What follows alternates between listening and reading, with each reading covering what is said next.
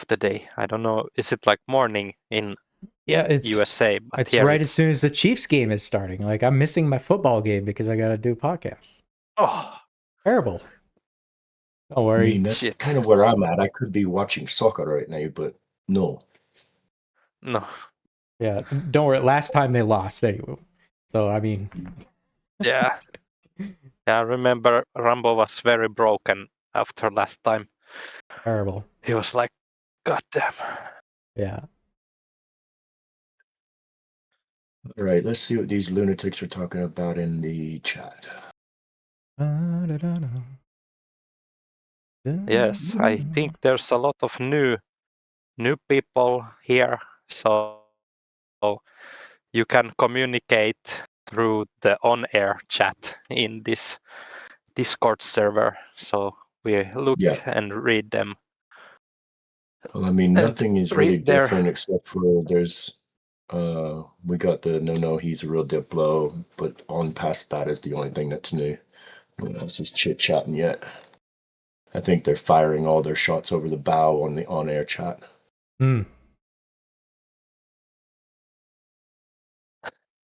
Rafflemau is a great one by Mashima and Oxhorn. But I have to say that meeting Oxhorn and Mashima in person was probably the greatest highlight of a podcaster's career. And I wasn't podcasting at the time. But they did get me into video streaming. Yeah, so I got to give them that. Yeah. You had some experience. Okay, so we're just past the top of the hour here. I think we can start it. I'll have to after you, beautiful. I'll pain you with some new music that I've been working on. It is the holiday season. Let's get the show on the road. Video stage is full. We need to boost it. I thought it was boosted. Yeah, but all of those people left over the past 2 weeks of no activity. Yeah. Sorry, I was out of town. Sorry. Yeah, well, people get butthurt simply and quite easily. So I don't know. They must not know how to mute Discords. They don't want the constant chatter. I don't know. I mute a lot of Discords just so I don't get the pings. But anyway, okay. Regardless, I agree. Just do it. Okay.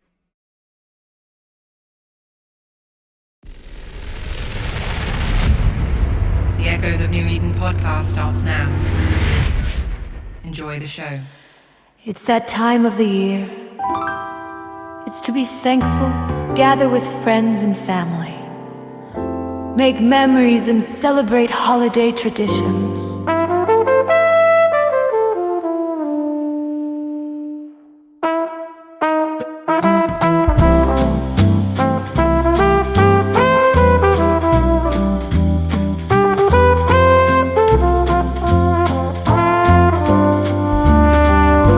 Joyeux Noël, Feliz Navidad, frohe Weihnachten, Buon Natale, Merry Christmas, and Happy New Year.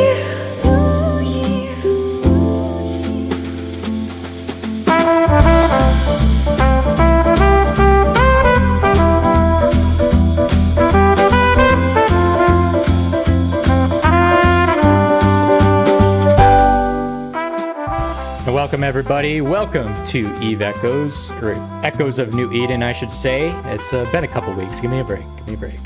But regardless, it is the holiday season, and so I got some. I've been working on some Christmas music, and yeah, basically this is the latest and greatest out of that. And if you recall, it was actually a remix of last year's Christmas song which I re-listened to, and it was kind of funny because it was a 5-minute intro that everybody had to sit through. It was absolute torture.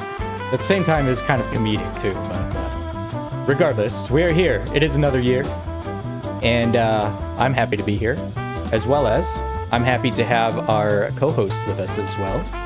We got Jubileus with us today. So how's it going, Juby? Yes, I'm here, and let's say I hope my Christmas Christmas will be better after this show. Yeah. Yes, but yeah, trying to have positive feelings and all that, and let's do a good show. All right. And then I also want to introduce everybody to our new co-host on the staff. He is Raven. So how's it going, Raven? Hi, it's going all right, mate. It's good to be here. Had a lot of interesting things happen over the small 2-week break you took. So if you're not here, you're obviously the square in space, which should be kind of awkward. Yeah. So, you know, in the previous episode toward the end, I kind of hinted that I was looking for some co-hosts or, you know, some potential recruits and all that type of stuff to try and get some more talent up on the staff here. So Raven had reached out and we had discussed a few things and talked a few things and had some voice chats. This was probably a couple weeks ago now, and he decided to hop on aboard. And so, you know, granted, we're already pretty much at the end of this year, right? So when it comes to new content and all that type of stuff, Raven would probably be another co-host that we'll have regularly on the podcast for next year. So thank you, Raven, for being with us and, you know, joining the staff here and the torture that we get as content creators, especially for Evacos. But like I told you, you know, it's low effort. You know, I was sold when Juby told me it was fun. It can be really fun. Yes, it can fun. be really fun. So, you know, you sit back, relax, and, you know, you just chit chat and you joke around. And we talk about all these topics in New Eden, things that are interesting, and maybe even some of the newsworthy type of stuff that's in New Eden nowadays. You know, of course, we talk about patch notes and kill mails and go over suggestions and all that stuff. Like, I want to bring some of the things back. And so next year, I'm already brainstorming as to what content we can do for next year, all that. And believe it or not, we will be in season 7 next year. And yeah, so it's kind of crazy to think about. It's almost like the bold and the beautiful, you know. So many seasons. So yeah, just wanted to make a small introduction there for Raven, and then that also includes a soundboard that I'm gathering for Raven. So whenever he talks, he is subject to soundboard making fun of, and so prepare for that. And I mean, we did it with OC Can't Stop, and you know, and OC Can't Stop is still around. He's still with us. It's just he's must just be busy enough to not be able to make the show when we have the time. But he is in the background, and so he is still part of the show as well. But we haven't heard from him. But he's pretty easy to make fun of. He kind of does that to himself too. So it's all part of the fun here on the EONE podcast. I think we're all kind of victim to that, mate. There's not a single innocent victim in being targeted anywhere in any channel in any kind of Discord when it comes to EE. Let's be honest. Everybody's a live target. Subject to criticism 100% of the time. Exactly. Yeah. So yeah, you know, welcome to the show, and I want to welcome everybody in the audience too. We got a packed house today, and we got some interesting things to talk about. And you know, this last week there's a few things that happened that we will discuss. Some of which that turned out to be false, but I guess that's a good thing. But we'll go on from there. And you know, we could talk about the patch notes from last week. It was kind of a surprise patch notes, and there's some things that maybe were a bit unexpected, at least I thought so, that we can talk about and see if you've got any experience with. And I figured that anyway, why am I being pinged? Oh, okay. All right. Yeah, the after action report on Elandria. So yeah, we'll cover that here in a second. And that was some definite gymnastics going on with that little bit. Yeah. And so let me get back here. Dang it. I'm getting all sorts of DMs and stuff, and so I don't want to click off my screen too much. But regardless, you know, we'll talk about the latest and greatest in game news, and as well as some of the community news that has gone around. And my special guest today is Stoney Sluts, and he has confirmed, you know, in attendance today too. So we'll have him here on in a little bit to discuss some of the war news that has happened. As you probably remember, the last episode that we had Bell Taurus on. Originally, I'd scheduled Stoney from TSC on to be, and he couldn't make it. Some things had come up, and so we ended up kind of just pulling somebody out of the crowd, and that happened to be Bell Taurus, and he was telling us about some of the things that was going on with the war versus NICE versus TSC. And so we got some clarification. We asked some questions and that type of stuff, and we got some answers. And then I think that kind of stirred the pot a little bit as to what's all going on with that war. There's kind of like a he said, she said thing. There's kind of a lot of blaming being tossed around, and you did this and you do that and you bought and no, I don't. And thinking is another issue. Prior, or actually I should say after that episode, I've gotten a lot of DMs of people saying, okay, this is clarification, and then this person does this and that person does this, and it's just like I got to piece all this together like it's an investigation or something. I'm like, no, I just wanted to talk about it. Yeah. And so anyway, we have Stoney on in the audience today to talk to us about that, at least the TSC side. And it's basically what I'm relying on there for the TSC side of things. So we heard the other side. Sounds. But should we start with that? Honestly, I think we should probably start with that. Yeah, I think we should, because he's got a literal buffet of information he wants to drop on the galaxy. So let's hear what he's got to say. All right, let's start. Let's get Stoney on here. Let's get Stoney on, and if I could find him in the dang stage. Dang. Okay, What I I see him. understand, he's serving straight steak. So let's see. He's serving steak. Okay, gotcha.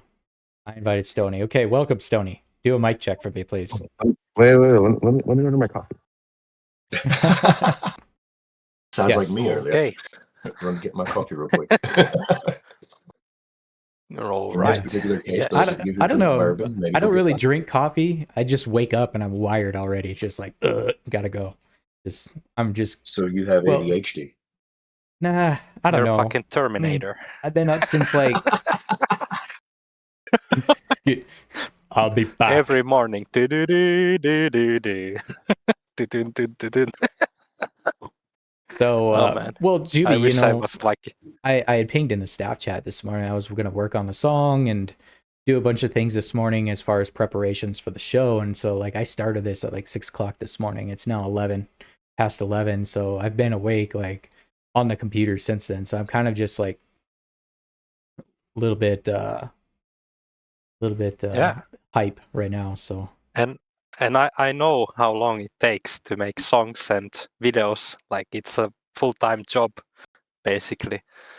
what's the yeah, feedback on that like, song? Do people like that? Am I going to get community ousted for that because I made that? But I thought it was very good. Nah, it's perfect. It's perfect. It's like, yes, no one can say anything bad about it. Yeah, and it kind of. Yeah, saxophone sold it.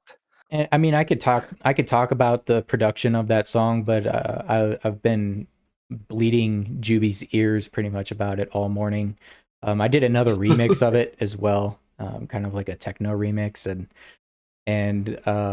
kind of just put some of my flavor on it, and so maybe we'll showcase that one of these days too. But for now, I was Most of the time, I'm always saying more bass, more bass.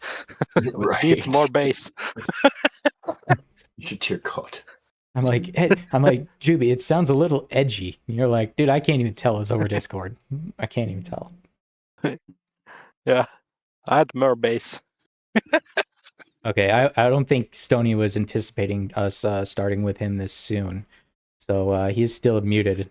He's having to make some coffee, I guess. He's So. just grabbing some coffee. I'm refueling. Yeah. Just give me a second. Okay, all right, yeah. He's really good at this. I'm used to his routine. So let's talk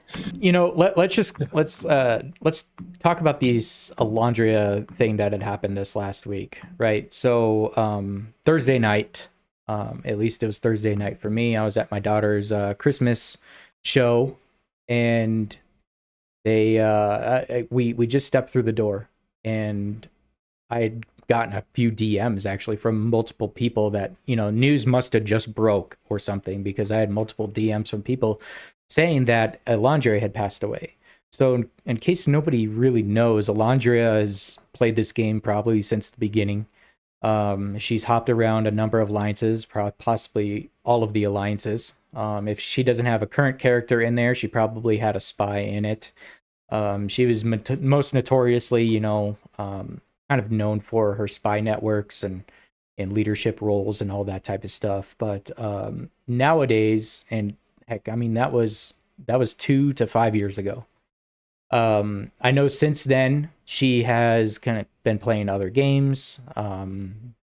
Her health is diminished over that time too, and she ended up being in Dead Corp, so that's where she is now. And now, even though I don't know what she does in the game anymore, I do know that she's in that corp, and at least she does play somewhat to what I believe. But regardless, that night when we got home, I got DMs. I checked my phone as soon as we got home, and it was news that Alondria had passed, and I was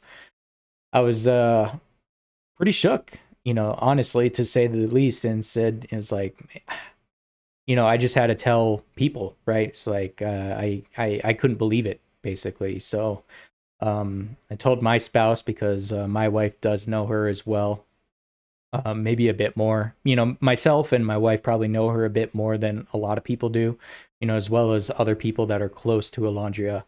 And knowing that she had some health issues in the previous years, and just the silence that it was for the number of weeks prior to, I guess you could call it the assumption, we had to believe it at that time. And it's just, it was very believable. And so I think a lot of people were kind of convinced that it was true as well. So I was in talks with a lot of people. Artifact from Dead, I was in discussions with. I talked to Immortals a little bit. And, and just other people that were trying, we're hearing the news and we're talking about it and talking about their experiences with Alondria and all that, and, sad times, all that type of stuff. And then all of a sudden, she joins comms, and she discusses as to why that she was absent for a few weeks, and it turned out that she was in the hospital for some health concerns there. So I'm not sure where it started at, but yeah, that's the actual background story prior to the announcement of her passing. And that was one of the things that got my attention. Was like, at first it was like, it didn't seem like, it seemed kind of innocuous the way the information started spreading, but then by the time it made it to Dead Space, I mean, it was already so big, and everybody had already talked about so much of it. It was like, it felt so real. I've known Alondria for a long time, so I mean, honestly, if you played this game for any amount of time, you know of Alondria. Yeah. So I mean, yeah, exactly. And like I said, it was actually believable. And I hadn't talked to her in quite a while. And, when I heard about it, I was so tempted just to say, like, to send like a farewell type of message. I'm like, she may not ever read it. You never know if somebody's going to read a Discord after somebody passes. You just don't know. And I ended up not doing that yet. And I was gonna have Immortals on the show and kind of talk about it. Like, they were gonna do a cyno lighting and all this type of stuff. And then I get a DM in one morning, and heck, I think I woke up to it and said, "Hey, Alondria is alive. She's talking, and she's in comms, and she's saying she's not dead yet, and all that type of stuff." So I think there's a lot of positivity that's coming out of it. And and ultimately she's still around, so that is good to hear. So I think a lot of people were thankful for that. I did later reach out to Alondria and kind of tell her, I hope all is well. Spend time with your friends and family, especially like in this holiday season too. It's hard news, to hear something like that and then not be able to do anything. So yeah. Anyway, that was I on a side note, I'll chime in and say something. It is pretty real, because I felt bad, like real bad. I got kind of baited into it and said something, but I felt really bad because as someone who has like played on the opposite side of somebody a lot in the game, and there's been a lot of like internet troll things said about people, and we all talk shit. It became really real when one of your, I'd say, intense enemies like had that happen. I was like, oh shit, like, it's Yeah, I mean, and it not comes a game down anymore. You it know, comes down to you don't wish that upon anybody, even your enemies in No. game. And it's like, well, I don't wish for you as a person to be harmed in any way or even pass away. I get it. It's sad, especially when you think about their family and you put yourself in that situation. Like, well, shoot, if I left, and what's my family gonna do? What are my friends gonna do? What's the show going to do? Like, etc. You start thinking, and then it hits reality a little bit. Is like, damn, it actually does suck when somebody has to go like that. And ultimately, she's still around, and I did invite her to the show. She didn't reply to my message, so I don't know if she was going to join. But just to say something. Ultimately, I was like, well, I'm curious if people would want to hear from her and kind of get an update on her situation. But like I said, I don't know. She hasn't said anything to me yet this morning, so we'll just move on from there. So anyway, that was that story. That was debunked over this last week. And yeah, so you can tell all your friends that she's still around. And we are mostly Yes. Elandria alts, right? I say, yeah, that's That is exactly right. Exactly It's right. true. It's one of probably the has best an running alt. jokes Yeah, left in the game. She probably still has Yeah. an alt in your corp. Yeah. Yeah. All right, Stoney. Well, I hope you grabbed your coffee, and I hope you're ready to go. Oh, I So- did. Oh, I am. All right. Although I will say, go ahead. You I- first. What do you say? well, I was going to ask if you were to. Excuse me. I was going to ask if you listened to the show last week, or the last time we had an episode with Beltaurus on. No, Okay. I didn't. So- I decided it was not worth my health. and probably Aw. so, which is understandable, right? Because there's a lot of like contradictory and he said, she said, kind of like I had said earlier. And reasoning is a big part of why this war started, and so I wanted to, and even then, last time when I invited you onto the show and you ghosted me, I'm just joking. I know that's his ultimate trump card right there. He ghosts you. I was busy. No, I kid. But I wanted you to come on the show and just talk about the war, TSC versus NICE and what's all going on down there, because a lot of people, and I guess in New Eden, TSC members and members of NICE, and like we know about this war, but we don't really know about this war. And so I wanted to have you on the show and kind of clarify some things as to why it started, how long it's been, if there's reasoning, like et cetera type of thing. Is there like a summary that you can start off with before we get into the questions? Okay, I'll do two summaries. I'll do the very, very short and sweet one, which was I kind of just really wanted to be the bad guy for once. I don't know. I mean, I think if anyone knows any group I've played with in the game, we've always, whether I like it or not, have been trying to call ourselves the good guys, and we're gonna stop Silent from being bad guys, and we're gonna stop this group from being bad guys. That's kind of how the game always felt, and I was a little tired of it. Is like, I think I saw every other alliance in this game at least attempt to go and take another group by force. I think I've seen everybody do it at some point in time, and not just like go take them for a fight, but like go take them with the intent of taking their space. Space has been conquered a lot, and I was like, okay, I want to try doing this. I think NICE was a reasonably sized group. I mean, I had honestly no idea what they could form. I had my own impressions, but didn't really know at the time. And we were coming off a high of having the Sus war because, like, all jokes aside, Sus at the time was like, haha, we're here to wake you up. And I didn't like that sentiment. But the irony is they did. I mean, they really did wake us up to a large capacity, and we were using supers more than we had been at that time because we had really not been using them. And so it felt like a good, proper war. TSC had also never been the best at going on the offense in a lot of the wars that we've gotten into over the last 5 years. And so my hope was like, okay, this is close to home. This is doable. This is like achievable. We have fought nice before over Stain. Maybe we can actually do something here. I think everyone knows I was being super cocky. I was like, well, this is going to be super fast. Yeah, 'Cause I Swift don't know, I thought it campaign, was- right? Yeah, that's been It's the meme. every Yeah. war is like that. I mean, to be fair, that's actual truth. I mean, when you look at it, Stoney, what would you say was your preliminary key piece that kicked you into wanting to go head to head with Nice? What was the catalyst, if you will? Oh man, I'm trying to think of like what's actually worth it, because at a certain point in time, it's like it really does become, even I don't have solid facts, but it's the stuff that I heard. All I know is at a certain point in time, before Nice was the name that they are, they were another name before they were Nice. They were getting invaded by CRB. What I do know is at the time they were getting invaded by CRB, I was coming off of the back. Personally, TSC and RFC team was coming off the back of like, I don't know, 3 wars. We had like the Pantheon War, the Gen Fed War, the this war, and then Michael JD coming and just invading Dell again to get his pound of flesh.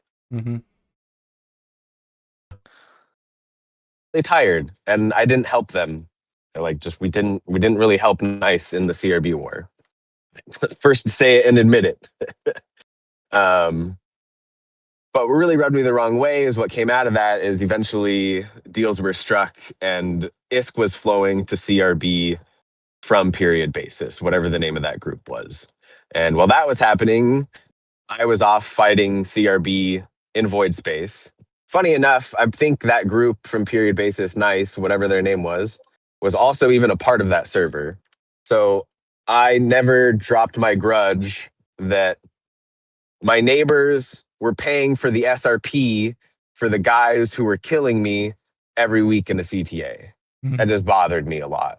I think that would bother any FC, to be honest. I mean, and you know, whatever. They had a valid reason. I get it. They asked for help. We weren't there to help them. They did what they needed to do. I get it. You keep your alliance alive. Either way, it pissed me off, rubbed me the wrong way. And then sometime after that, we tried to merge with them a few times, and it just never worked. I'm like, I think that's what I've done. If anyone's know how TSC has expanded over the 5 years, is like I merge people. That's been what I do. I just have people come and join me, and then I gain space through that. It's much easier to do that rather than doing PvP if offensive wars are not your alliance's strong suit, right? So I tried to merge with them a few times. It didn't work. We went off, did other things. And then I started getting pressure from a lot of people in my alliance. I'm not even going to name names, but a lot of people within TSC, of course, Bees, I will name that name, were pushing. I love that guy, and we all know it. It's like a fact, so it's not worth. We're like really 50-50. Me and Bell were doing a lot of talks on the side, and this is like where TSC was really going wrong, doing like 2 different types of Diplo at 2 different times. And Bell really wanted to salvage something. He really wanted something to kind of work out between us. I was really skeptical because I trusted Bell at the time because he had always been there for me. He had always, I mean, to what capacity? I don't know. Some of my FCs say he didn't do much. Some say he did a lot. I don't know. Maybe I was AFK for the game to really have, proof of one or the other, right? But Bell was always there. He did always help. He communicated. If a red fleet was there, he told me. If Yakai was going to come gank my shit, Bell was saying, hey, I got him fucking trapped down here. I killed half his fleet. Like he was there for me. So I wanted to trust him that he could help Nice improve, but I didn't really trust Nice. Despite being friends with a couple of their leaders, it was like nothing personal, but I just didn't really trust that they were going to do anything. And also, during the Sus War, my one neighbor just didn't do anything. And that kind of bothered me. Your one neighbor being nice in general? Yeah. Yeah. Okay. Well, I had one blue neighbor at the time. Okay, that's a better clarification. Yeah. Sorry, yeah, I have other neighbors, but my one blue neighbor felt like they didn't really want to help me. And don't get me wrong, I would have rejected their help if they asked, but the thought is what would have counted, in my opinion. So and again, TSC was having our back and forths and yada yada yada, and I finally just kind of gave in and I said, "All right, fuck it, let's go." And I kind of let Bees do his thing, and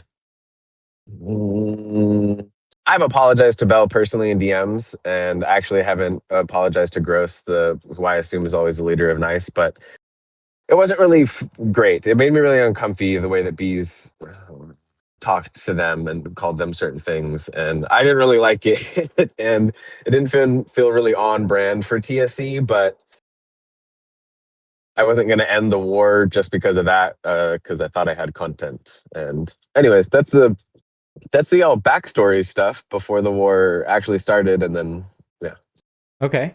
So what does the future for TSC look like right now, Stoney? Whoa. Yeah, Settle I down don't there. We'll think get we're there in right a there second. yet. I don't think we're there yet. I mean, the whoa. future as in like in the next 5 minutes, what are we doing? I mean, what's your idea? Yeah, hold on. Jesus. Then so it's more story time, and then we'll talk about the actual war and where things were successful and then where they fell short. Okay. If we were going off of the first few weeks of the war, it was swift. Like going down there, taking Hicks, or not taking Hicks, taking TN-25, which is like the regional entrance in on the west side, and then on the east side of period basis, we're able to take like a really big chunk of systems.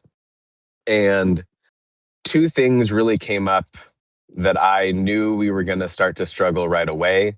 Is one, this was the first war that I had ever taken without having other alliances, also with this kind of many number of players, where it's like, if you have to entosis 5 citadels at once, and you are semi-matching with somebody in a time zone, that becomes really difficult these days. It was really easy back in like all of our other server wars for either side, because, you have 4 or 5 fleets running around. Of course you can go in and toast this fucking, I think in the north I toasted 7 citadels in one day, and I think they did equally the same in the south, right? Those were really big feats, and I overshot, I think, what I was like possible. After we did that 4, I was like, cool, 4 is like the capacity, and we hadn't even done a T4 yet. And I was like, okay, this is going to be more of a slog in that time zone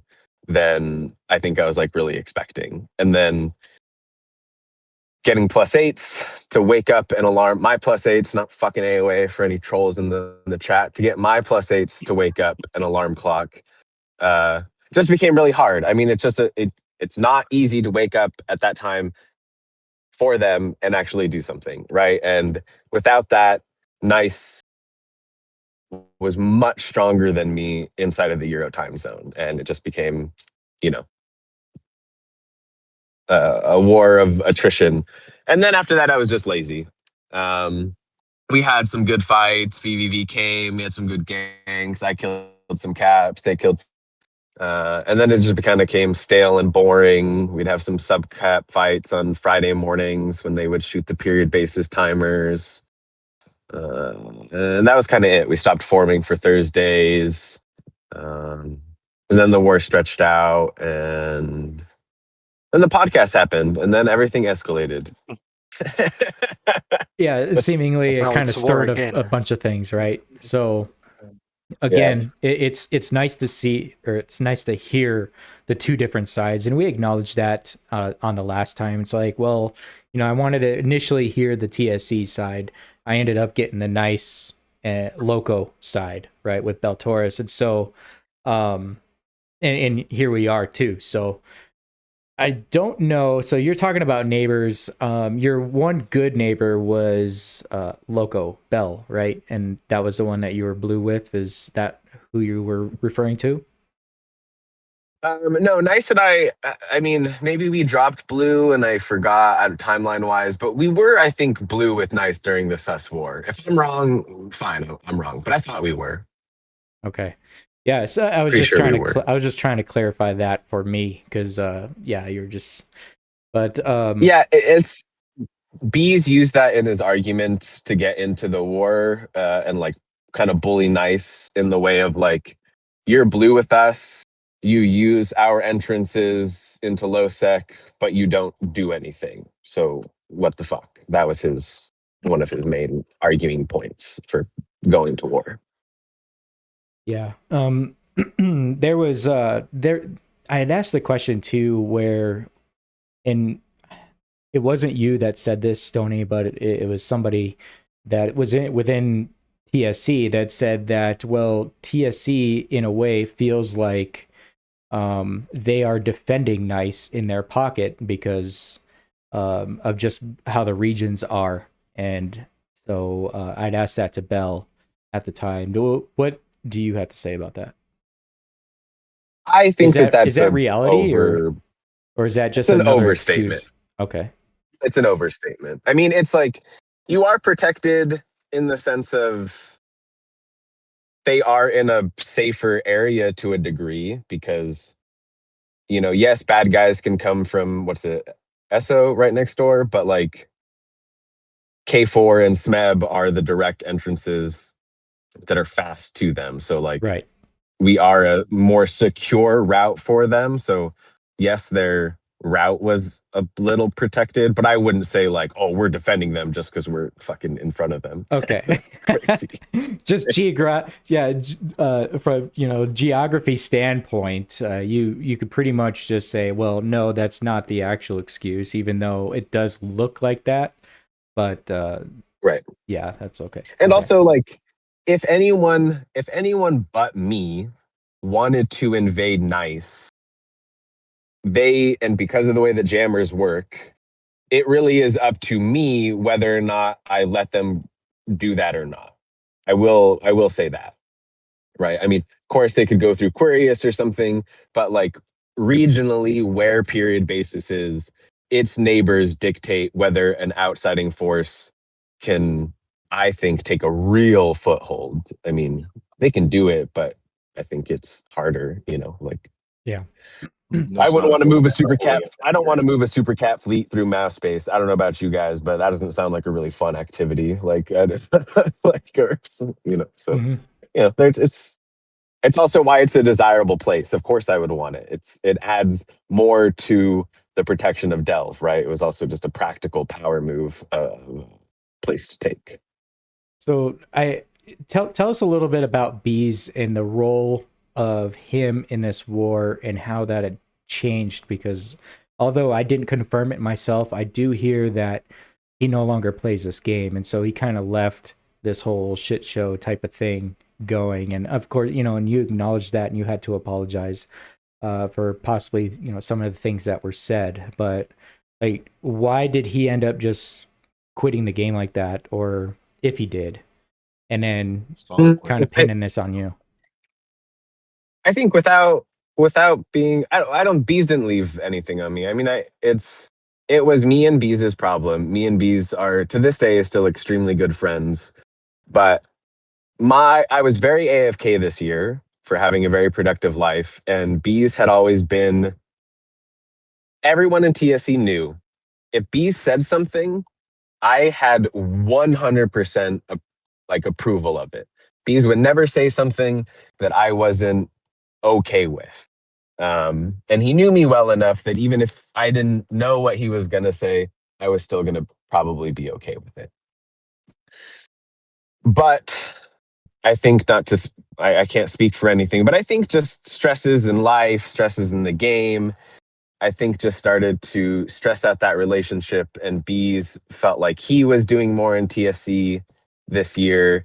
And I think that just boiled into other frustrations, right? Like, I don't even think Bees is a bad person for the way that he talked to like Bell and Nice. I just think that he was at a point of frustration of, wow, I have people in my alliance who don't do shit when I ask them to.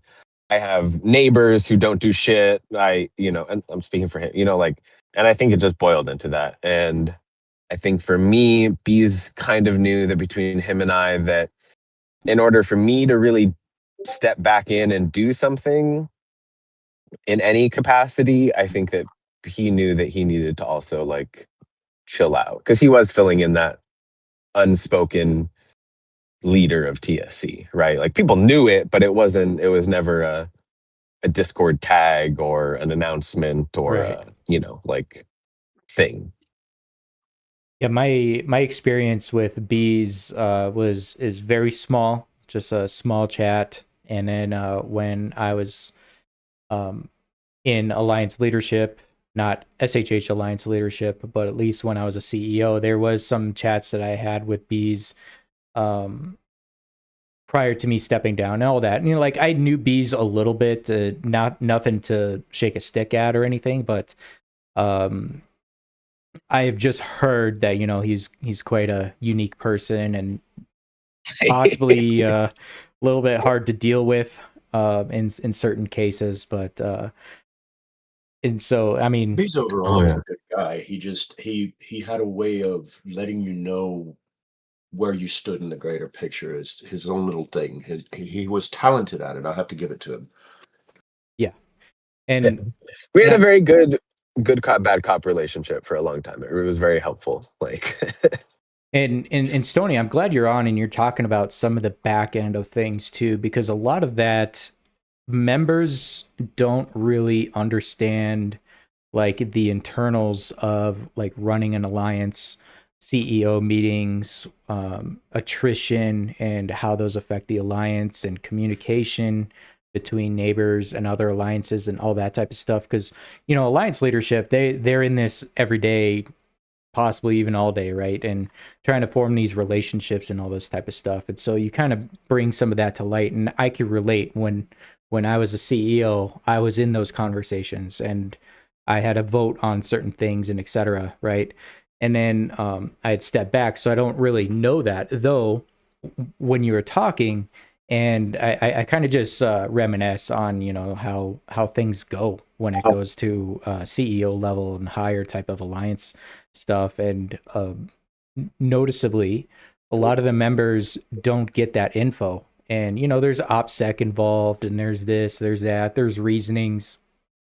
But when the members don't see the consequences, I mean, the reasoning for the consequences, that's when excuses get made, right? And so that's kind of where we see these, oh, you're doing this because of this, you're doing this because you don't like them, and there's got to be a reason for it anyway, right? And so that's basically what we're just trying to clear up. So I'm glad you're able to at least clear some of that up.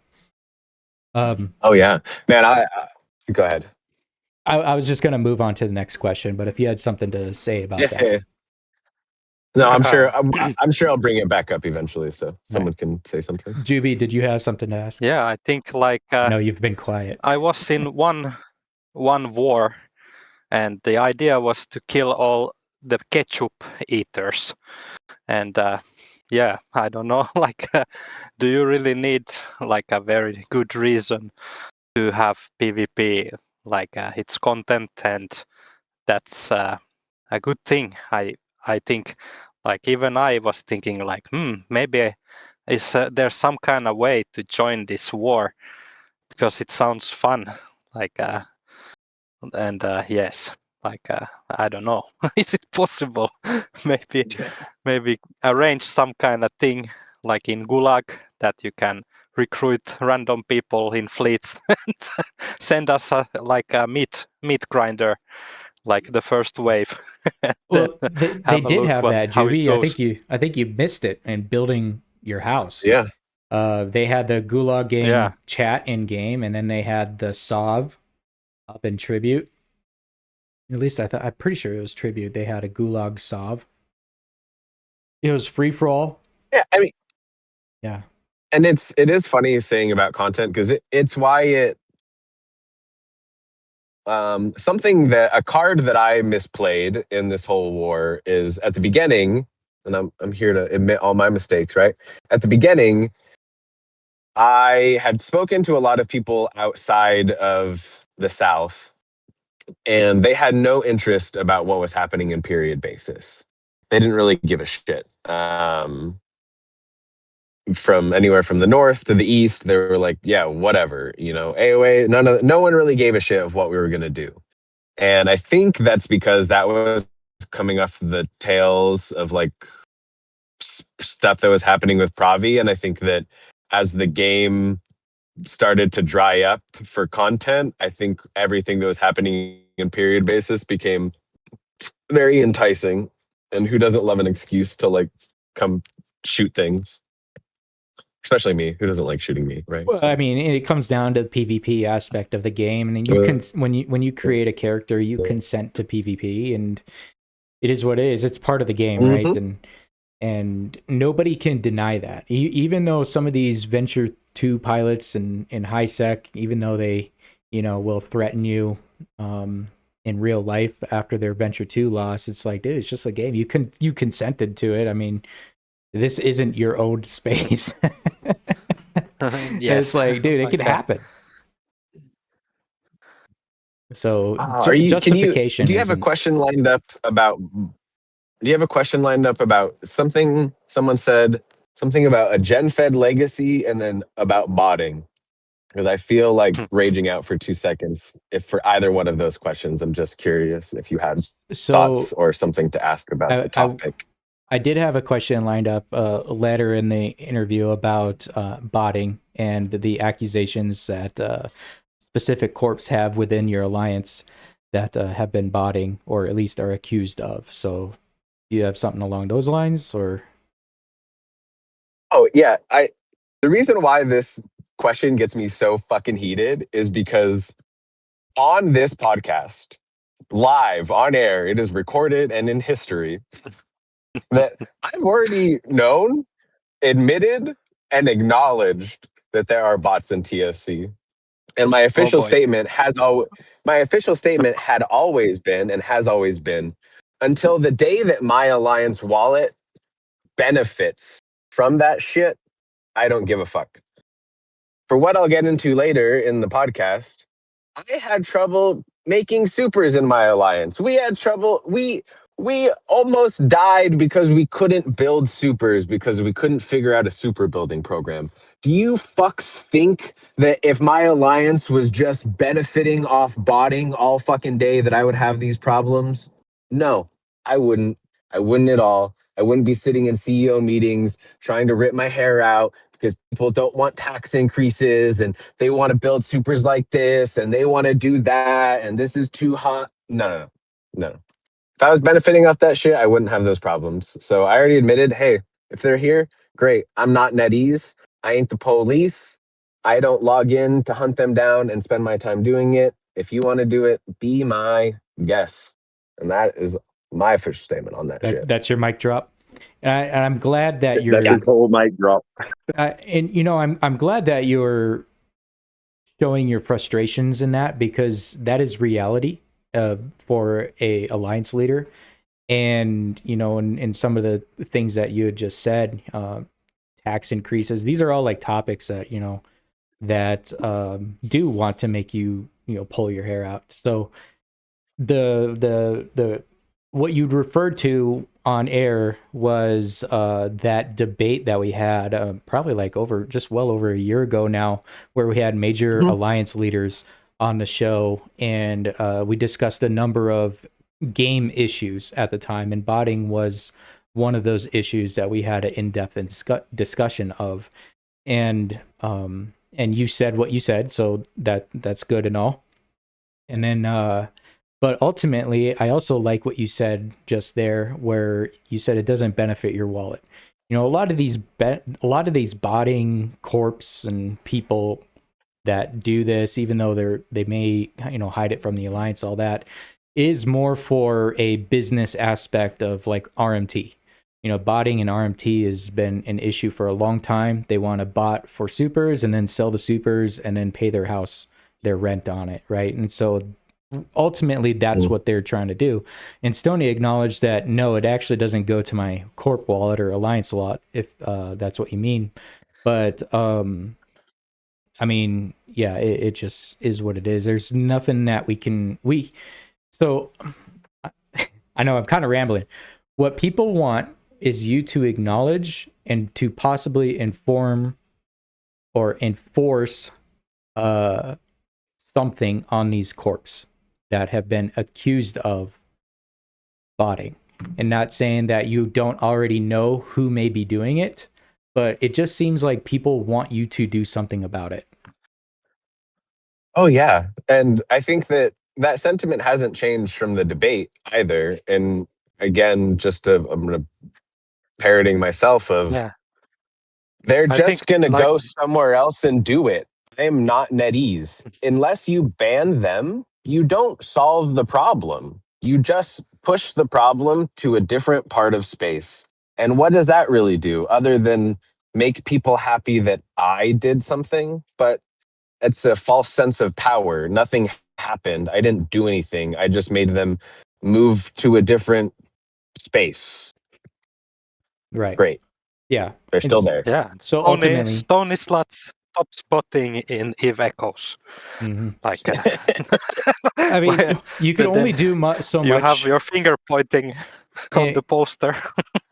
And I'm going to try and look at it from the other angle, right? You could only do so much when it comes to an alliance leader. Like, oh, well, your corp member was accused of botting. And I'm talking to the CEO, right? So, Mr. CEO, your corp member here, this name and that name, and possibly 14 others, is accused of having auto docking and all this type of stuff. Or they contracted somebody who'd bought something off of G2G, and that links back to a corp that's within TSC, right? And so you, as an alliance leader, say, hey, Mr. CEO, deal with this. And then Mr. CEO goes to his corp, right, and says, all right, we got this player. What are we going to do with them? Are we going to acknowledge that they're botting? Are we going to kick them? And they just going to join another alliance or corporation or start, doing whatever? Granted, they're still going to do it. That I think that's what Stoney is trying to get to. And if you look at it from the other side, there's things that have to be, you can't just, well, I suppose you can just kick a member for no reason, right? So, but there's got to be some sort of justification. Well, I don't like you, so I'm going to kick you. Okay, that's at least that's justification. And we don't have to get lost in the weeds on botting. It's just that, from what I've gathered is the issue with botting is, what it does to the market, what it does to Plex prices, what it does to super prices, it affects a lot of the economy of the game because of botting. And so it has nothing to do with, in some cases, not going to name names, but most of the time it just affects the economy. It doesn't affect people's alliances or benefit the alliances directly. And so if fixing botting means, I don't know, you get what I'm getting at, right? It doesn't, it don't make no difference. Like, they ruin the economy no matter where they do it, right? Like, that's it. Plain and simple. All right. And we all know they have a home they can go to if they want to do it. So whatever, move on. Now that we brush that under, we'll push that to a side, because that's a whole nother, we'll be talking about that for years to come. And it's not your alliance, it's every alliance in the game is basically accused of it, right? And if it's not in null sec, then it's in high sec. It's a game problem. So ultimately, if people want to accuse these players of being bots, ultimately you just report them and move on. So regardless, let's get back to the war stuff here. Let's get back to the war stuff here. And I do have some numbers that were provided to me that we can go over, but more so is kind of the meme that came out of this, the Swift campaign. And about how long has this war been going on now, like officially, would you say? I was looking through messages yesterday. Let's see, July, August, October. 4 months, 4 or 5 Okay. months or something. I don't know. And so that was one of the questions that I had asked Bell when he was on, was kind of the progression of the war. Did it heat up after some time? Did it slow down? Is it stagnant? Like, how over time how's it gone? It heated up. There was like a good level of fun when they started calling some friends. When VVV verse showed up, and it wasn't really like the Alliance VVV, it was like Lavetti, the good pilots, the real super pilots guys. When they showed up, we had a lot of good fun. We had one fight where they caught us, and technically they caught us twice, right? But they caught us once. We had a good super fight. We lost like 3 supers. I don't really know if they lost anything, but that was a good fun brawl. And to be clear, that was TSC and VVV. In that fight, I don't think there was a single nice cap. If there was, it was like one, but it was a VVV fleet. So that was good fun in those first weeks. We were trying to fight over another T4, I think, like the next week, and TSC dropped supers and killed a big chunk of maybe like 5 like nice bodyguards. But then because of one stupid fucking egg, we lost a super and a fax because he didn't turn his prop mod on, so he didn't burn out of the bubble, and he got tackled. And I love you, Gra, but I'm gonna drag you because it's fun. And I love you. But that was still like a good fight, right? Like that was a really exciting day. Like we dropped supers, killed some caps. VVV counter dropped on us. But yeah. So I mean, it did have some good heat up moments, but then it started to just become it's just completely stalled out. I mean, that's the funny joke, is like, really, the war was over, I don't know, maybe like a month and a half or more ago. Like, we were making timers, but we stopped actually forming on Thursdays. We were just making timers because the two groups are time zone tanking off each other, Yeah. And Another game so issue. we make timers. Exactly. We make timers, they don't show up, they blah, blah, blah, blah, back and forth. I will give it to them. Thank you. Nice. What Nice always did is nice. And I really applaud this shit, because not every group in the game does this or has done it. Every Friday, for my Friday timers, they formed subcaps no matter what. Didn't matter if they formed 5 subcaps, 15 subcaps, whatever. Nice themselves formed a subcap fleet and gave me a fight every Friday. That was great. Super cool. Yeah. But that was it, right? It was like very chill. Sometimes we drop caps on them, sometimes we wouldn't, right? I have no shame in doing it. It's about protecting Sov, right? Timers aren't fun fights, right? They're technically objective fights, but still we'd have a good subcap brawl. A little here and there. And yeah, it was just kind of chill. But there was no major fleet engagements, right? We weren't like dropping caps on each other or anything at that time. That kind of really died out in the first like month and a half. Right.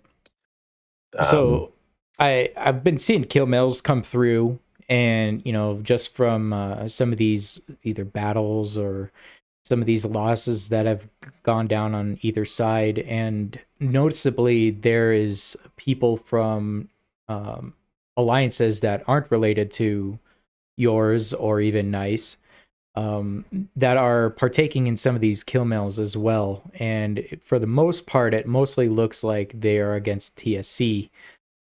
Who's all actually involved in this, and who's kind of have you seen kind of just piggyback on that and try and get some action out of it? What I can say for most certainty, so I can be as truthful as possible, is VVV and everyone who comes with that. So like, dead, yada, yada, yada. So VVV. And they're siding with Nice. They're siding with Nice. Bot 5. And that's really it. I mean, that's like the true ones, right? Like, are there silent capitals there? Yeah. But like, we all know that there's people who are friends and silent who fly with blah, blah, blah, blah, blah, blah, blah. but like actual groups there, right? It's mostly just been bot 5 and VVV. Trog, I think, was there for a little at the beginning, but I can't really recall. I think it's also a similar situation where Lavetti has friends with a lot of people and they all Right. fly their supers Yeah, and together. they So they fleet up it's like together. that. All that. It's like that group, you know what I mean? Like it's that Yeah, and Lavetti and friends. You kind of just have to separate. Okay, are you part of the war, or are you not? Are you just roaming, or whatever? But yeah, you do get Right. roamed on. But I've never seen or heard like silent is here to fight us, right? As an example, I couldn't confidently say that, like they're not. But FKG definitely, bot 5 have been down here. It's hard to say if they're here for nice or if they're here to shoot Fab, or because Hot Dog paid them or some shit. I don't know what people tell me these days, but Yeah, either way, VVV and bot 5 are the real supporters. And it's truthfully, the war became just not worth it, right? I mean, Bees had some lofty plans for period basis. He wanted to put renters down there. And with Bees gone, obviously that wasn't something that, me or anyone else wanted to manage. yeah, you got to watch out behind you. There's a we could hear sirens in the background. I don't know if that was you. I think it was you. Yeah. No, that was me. I muted for a second. So as those plans started to kind of fall out, our super numbers for like Thursdays, right? Once Nice started to call in, really even just a small group kind of broke that threshold of like, maybe we can get a fight, but like if we lose this fight, all of this it would hurt us so much more than just like not gaining the space. And I'm sure both entities probably felt like that in our respective time zones, where it's just like we're just uncomfortably just enough outnumbered where it's like it's not actually financially worth the battle, Right. So you'd hinted a little bit on it about renters. Bees wanted them to become renters and all of that. And I guess I was leading up to the question of what's the end goal of this dispute that you're having? Is it going to get to that extent? Is it considerably, quote unquote, an extermination campaign? Is it just to justify bad neighbors, etc.? So what's the end goal here? Cool. All right, now we'll move into this. You just wanted to be the bad guy? You wanted to say you could be the Well, I bad just guy? wanted to be the bad guy. Yeah, I kind of want to be the bad guy. I mean, part of it because Gross, and I can never pronounce his whole name because I'm American and stupid. But he's one of the head CEOs of Nice. And I PM'd him right away at the beginning when this was like a Swift campaign. And maybe that's where the screenshot's from. I actually forget who I actually said that to.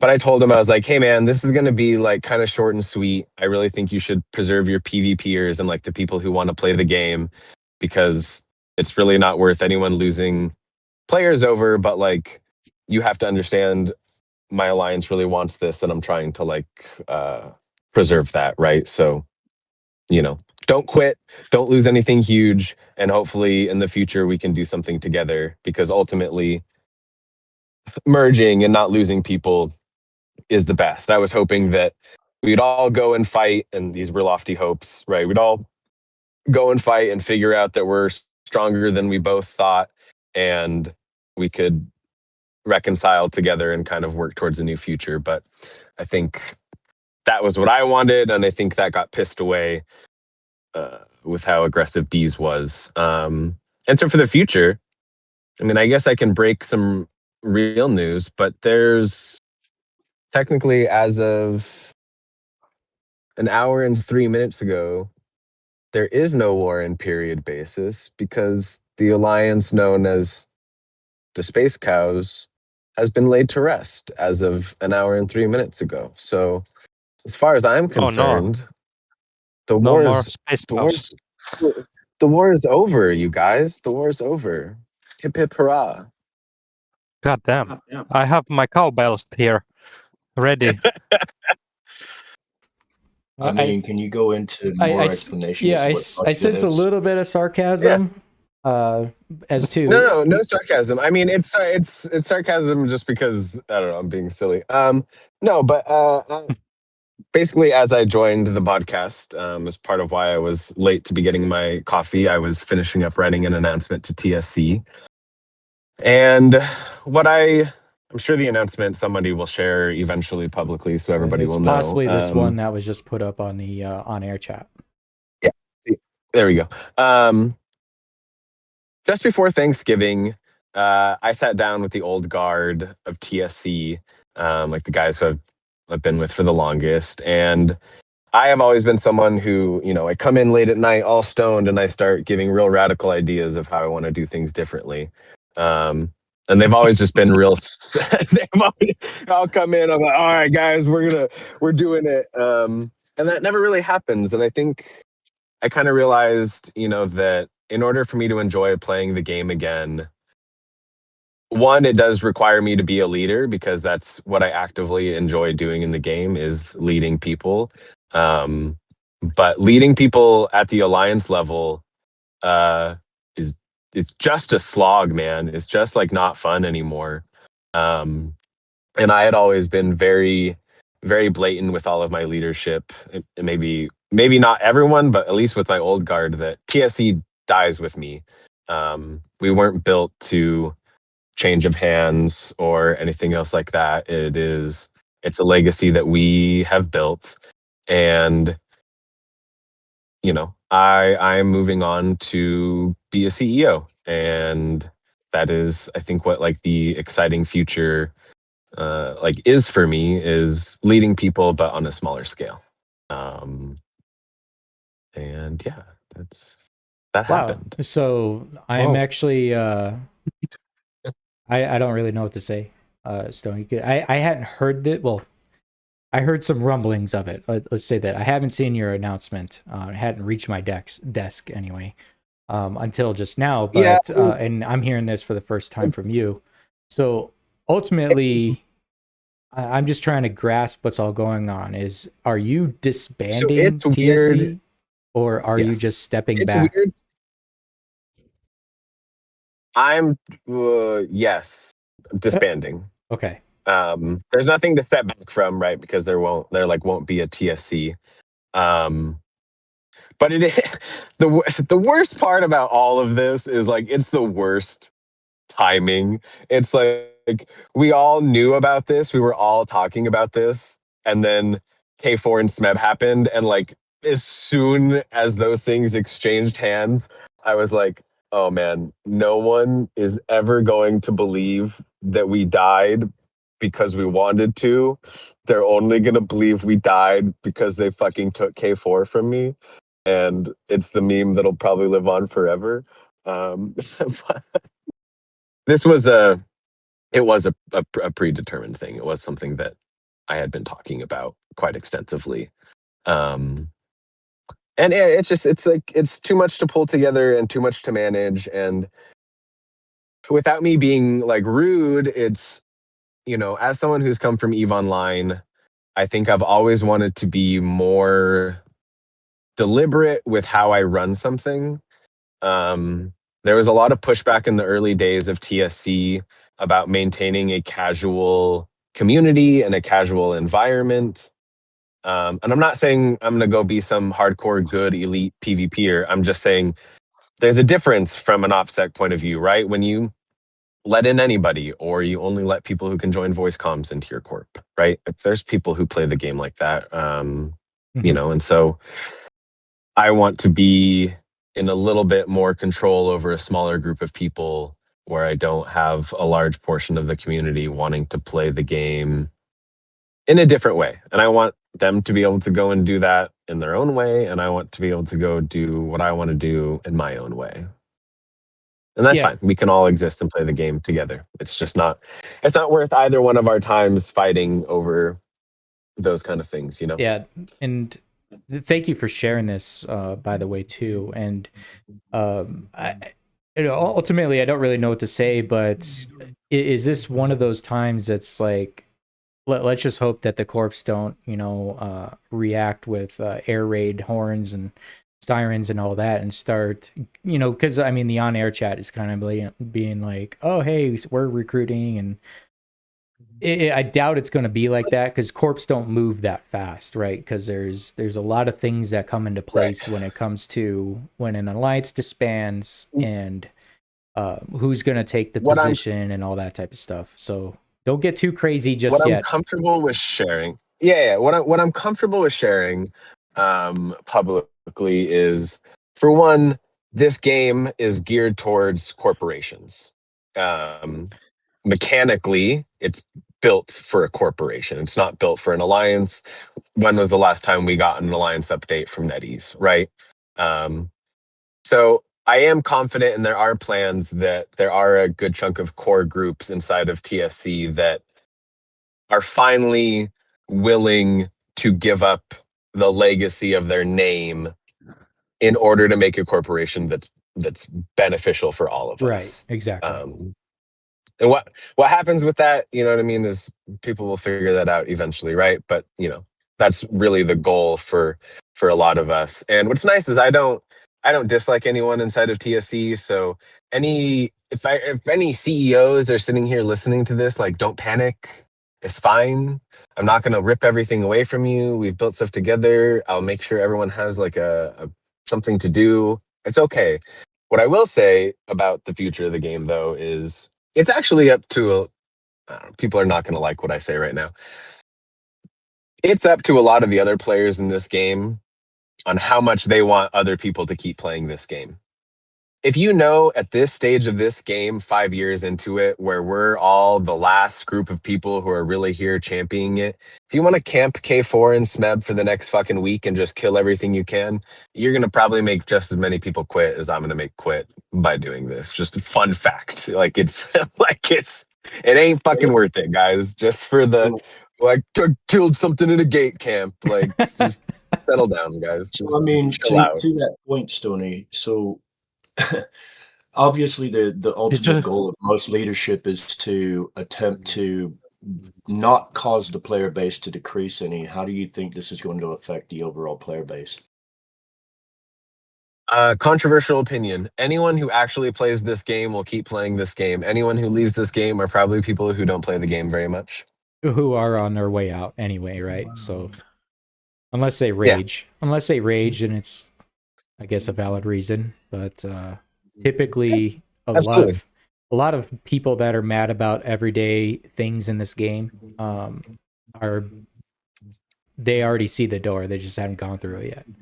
And then there's others that's like, well, yeah, I know it's an issue. And I'm giving them okay, you're breaking up there, right. But yeah, it kind of is what it is. But I know without getting too crazy, because I kind of sense that the air raid sirens are going and all that type of stuff. I kind of just want to settle down a little bit. But what does this mean for the war? Well, really, from the war, they took back period basis as is. They pretty much took completely back last Friday, right? So nice, as far as, in my opinion, it is returned to a pre-war state for their alliance. I haven't talked to either one of them, so it's up to them on really what they want to do now. I don't, who knows what will kind of happen from there, but I don't know. I haven't really diploed with anybody because people like VVV and Yakai, it's not like they reach out to me and do diplo like how enemies used to do diplo in the past and say like, hey, this is what we're here for, yada, yada, yada, be real people and like fucking communicate. So I actually have no idea. I don't know if VVV is going to feel like camping Delve for the rest of the month for the funds, or if they're going to go, okay, war's over, time to go back home and do whatever else we're doing. So the ball's kind of in their court in that way because they don't really, it seems like, approach or talk much about it. So okay, curious as to if this was going to come down to a close, basically, I don't want to just sit up here and say, oh, well, since TSC is no more, does that mean that Nice won? So I don't want to just jump to it, assumptions like that just yet. I mean, I think that I am okay with admitting that if Nice quote won, I mean, they won weeks ago. Like, they won weeks ago when we could no longer move the pin, you know? Okay. Like, I'm okay with saying that, right? Like, if we're here for winners or losers, I'd be like, yeah, I mean, I don't know. I've played in plenty of wars to objectively and fairly say like who's the winner, and like I set a goal. My goal was take period basis. Did I take period basis? No. Okay. Goal not achieved. Yeah, right. Move on. It's fine. Okay. We people lose. It's okay. It's not the end of the world. Yeah, you could be the best at everything you can do. You can do everything perfectly and still lose. That's the reality of it.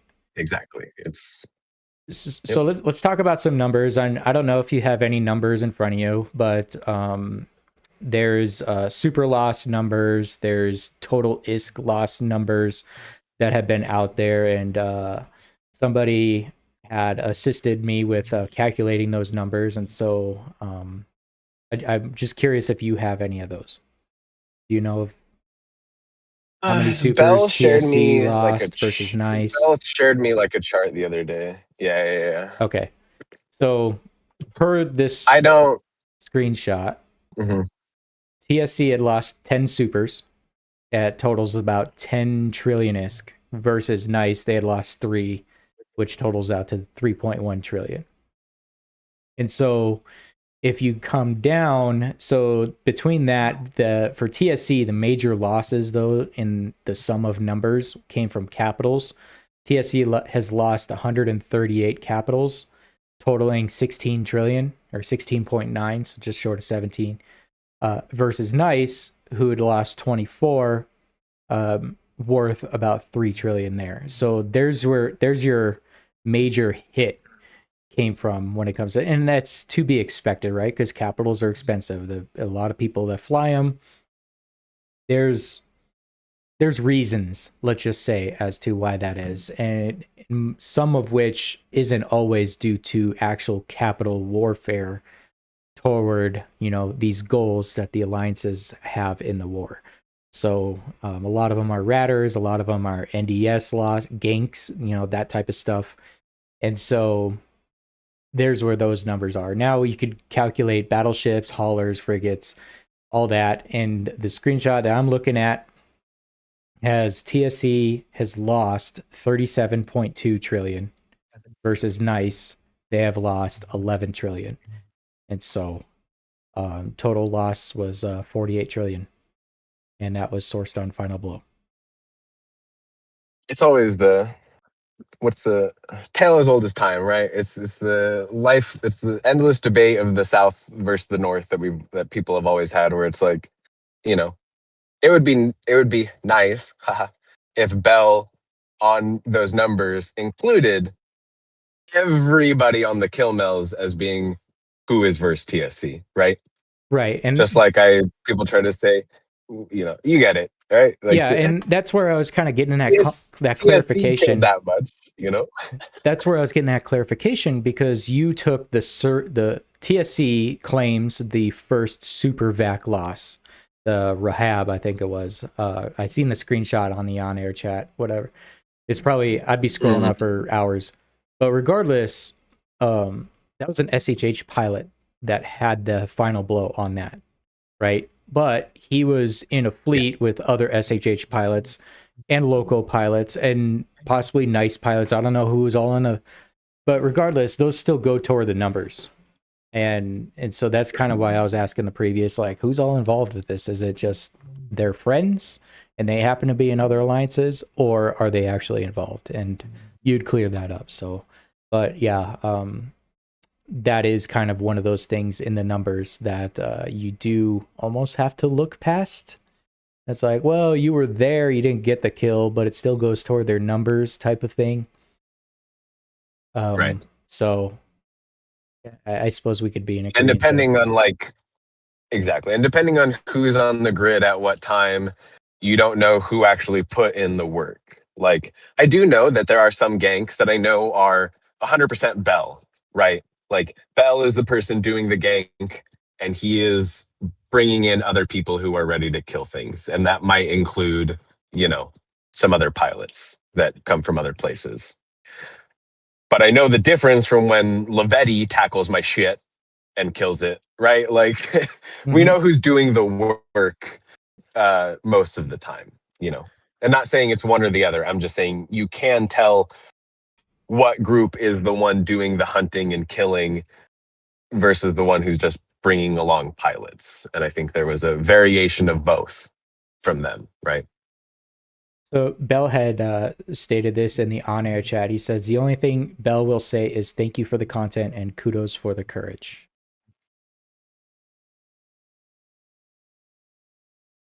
So with that, I think that just about sums up all of the questions that I had. I've got one.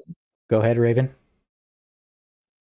So, as per how this usually falls throughout the galaxy over the past few years, whenever an entity such as TSC goes down, or several other entities over the past has gone down, there's usually active work to find soft landings for corporations. How's that look for you, Stoney?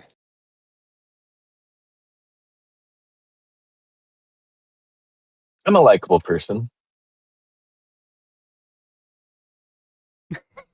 So That's it. And that's it. I that's what I was laughing at. This was just that was it. That's it. I don't know. I think I'll be all right. I love it. Yeah, I mean, alright. what I'll publicly say is, yes, there are decisions that have been and will be made that I have done more selfishly than I have kind of ever done. But I think at this point, rightfully so. Okay, that's a fair answer. All right then. So that was it. I don't know if you'd want to acknowledge any of the audience questions, but I think we've pretty much covered a lot of things. Was there anything else, Stoney, that you wanted to hit on while we have you here?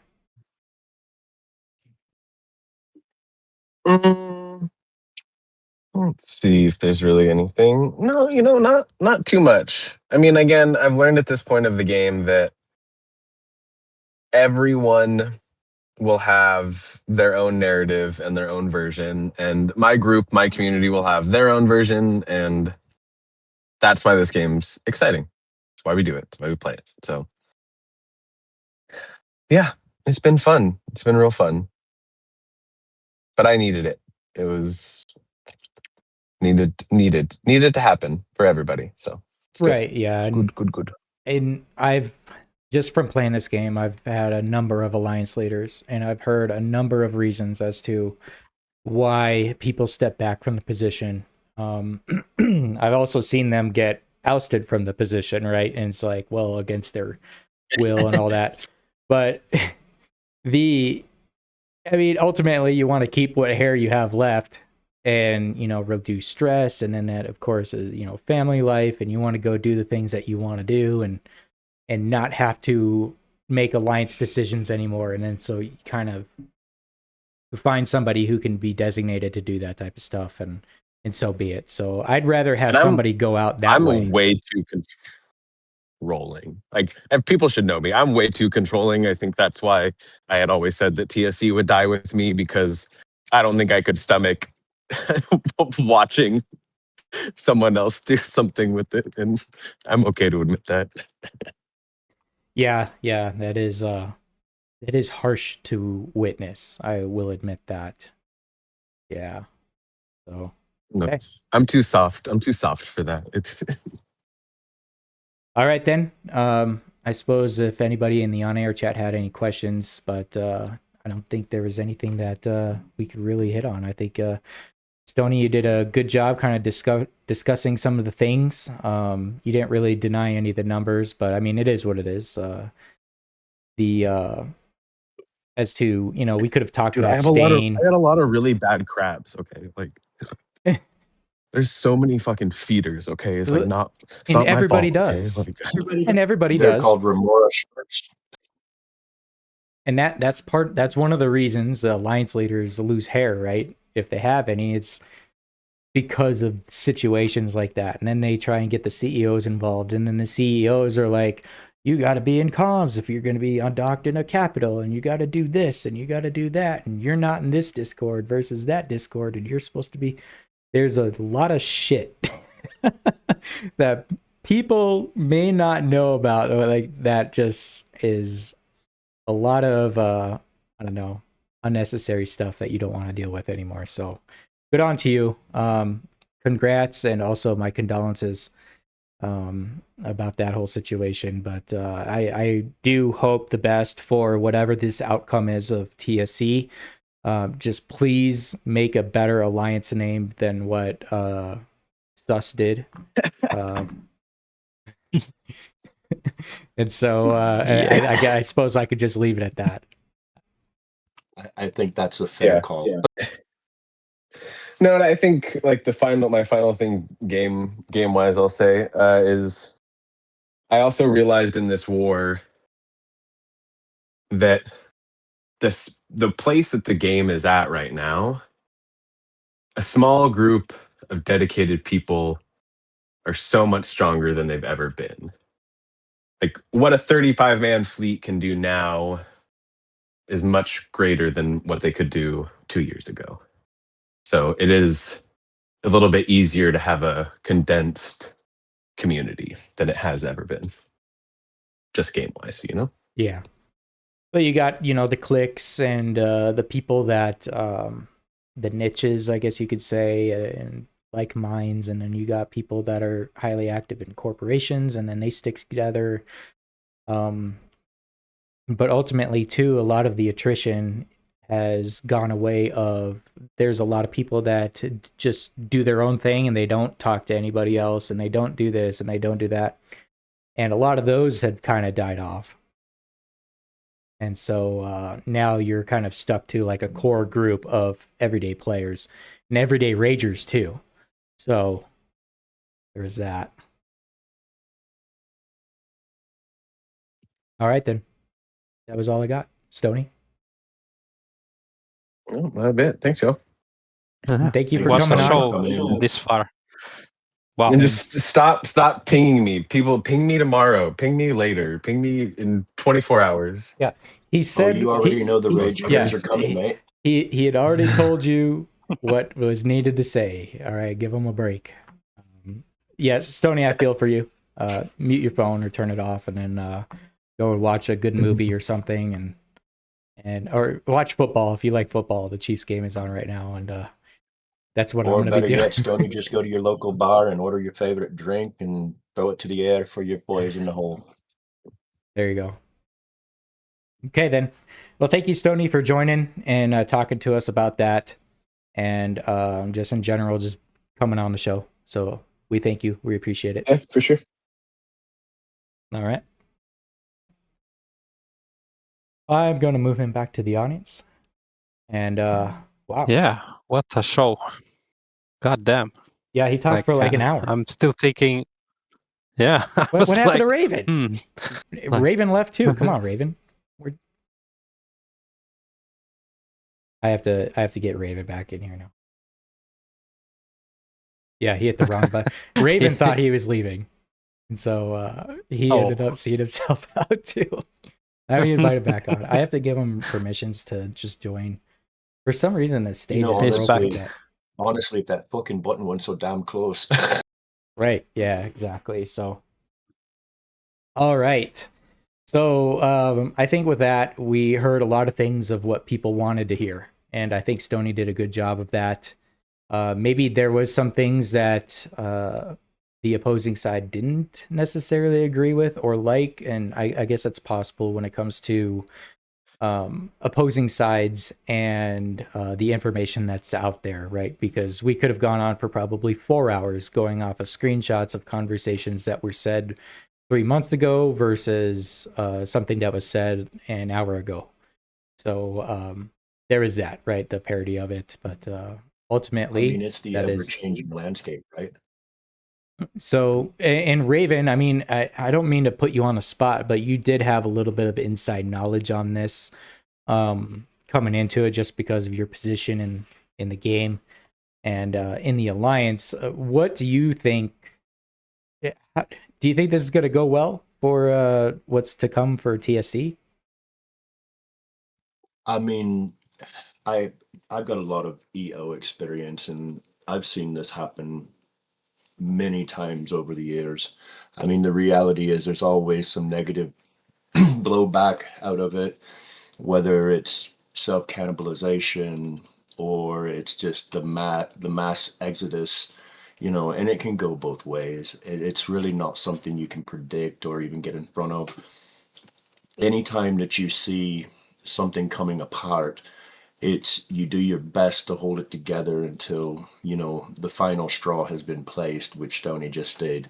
you know and then it's a matter of facing the rest of the galaxy, right? Because everybody's going to have their own personal beefs with this pilot or that, and there's going to be a lot of outward direct shooting, just because of way people think of the individual corporations within the alliance, or the alliance as a whole in general.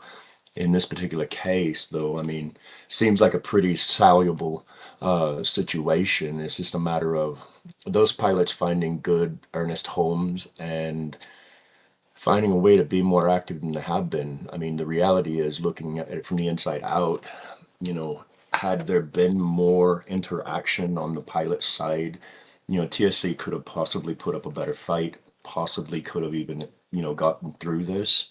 But the lack of engagement on the pilot side for any alliance is always a death note. So, I mean, I don't think anyone could disagree with that statement. It's more a matter of putting asses in seats when you look at it from an FC side. Without the asses in seats, you can't do shit. You can just sit there and mule on about how you need more pilots, and that's all you really can do. Yeah, and one of the things that was talked about on the last episode was TSC, like SOV or SOV, whatever it is to have SOV, was like 100 billion a month. Is that true? Or The 100 trillion, the 100 billion tax came down very last second. It was another step towards trying to ensure that we could put boats on field. I mean, if we're being honest here, it like Stoney said, with all the crabbing going on, you figure it would have been a misnomer to just say, "Hey, we need to build supers," and it was happening. But it's not per system. It was per corporation. And because of that, that allowed for a bigger bank to be able to just outright source the items we needed to do what we needed to do. And well, everybody acts the same way when everybody comes together and starts talking about taxes, right? Nobody wants to pay taxes in real life, much less pay taxes in a video game. So it's right. kind of hard to convince people to do the right thing, right? Yeah, so when I heard that, my inner previous CEO was like raging, because there's like a weird irony behind that. Is you get SOV, and every alliance has SOV dues basically. So depending on alliance, it differs the cost and all that type of stuff. But when I was CEO, it was different than it was today, and even in my alliance. And so I remember having to take that punch right in the face, and be like, well, shoot, what am I going to do? Okay, well, we need people to form up for CTAs, so there's that. And then we get hit with these SOV dues, and if it was 100 billion, dude, I honestly, I don't know what I would have done 2 years ago. 2 years ago, if No, I I was if I 100 was billion slapped, back then was if insane. 2 years ago, if I was slapped when supers came out, and we were told every corp has to pay 100 billion to um SOV dues, I would have lost my shit. Like, this is ridiculous. I mean, at the time, I mean, other alliances were possibly going to do it too. But then you look at it as CEO, it's like, well, okay, how are we going to pay this? You got income generators, people in Redding, and you got corp sovs and rentals and all this stuff for POSs. And then you look at it on the alliance side, and it's like, well, still we have to come up with this money. But at the same time, the alliance wants me to form up for PvP. So then we have our radders forming up for PvP, and they're not making the corp ISK, in which I need to pay. And then it's just like, is it one or the other? Oh my gosh. It's like, give us a break here. Like, how are we supposed to do this? And maybe for some corps, it is easy. Other corporations, is not so easy. And so it's just, I mean, when I heard that last at that week, I was level, just, though, Rambo, it acts more like a filter, right? It's a level of dedication to the game. I mean, when you look at it for what it really was, the actual tax was actually 100 billion per corporation, not per solve.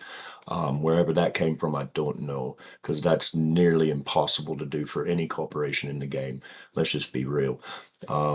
Unless you're selling your ass on the corner, it's just not a thing, right? And at the end of the day, when you really look at it for what it truly is, I mean, any alliance out there that's actively attempting to be in every single engagement, they've got a higher income purpose, whether it's a per member cost or a membership fee or, you know, a yearly donation list or whatever. Everybody handles it differently, right? But it really comes back down to, you know, what is the reality of what it would cost to be at war in a super soaked, you know, format. And in that regard, we're talking in the trillions, right? mm-hmm. So 100 billion is a percentage when you really look at it for what it is, right? And so when you're literally throwing these things at each other like toilet paper in a freaking paper fight, I mean, you got to do what you got to do to make it right. And if people aren't getting on board, you run out of gas real fast, right? And that could be said with our credit card warriors out there. We all see you. And it also goes to speak about, you know, our multi-boxers out there.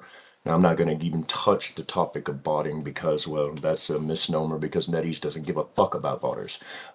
They just give a fuck about looking good every 3 months when they put out a ban list, you know.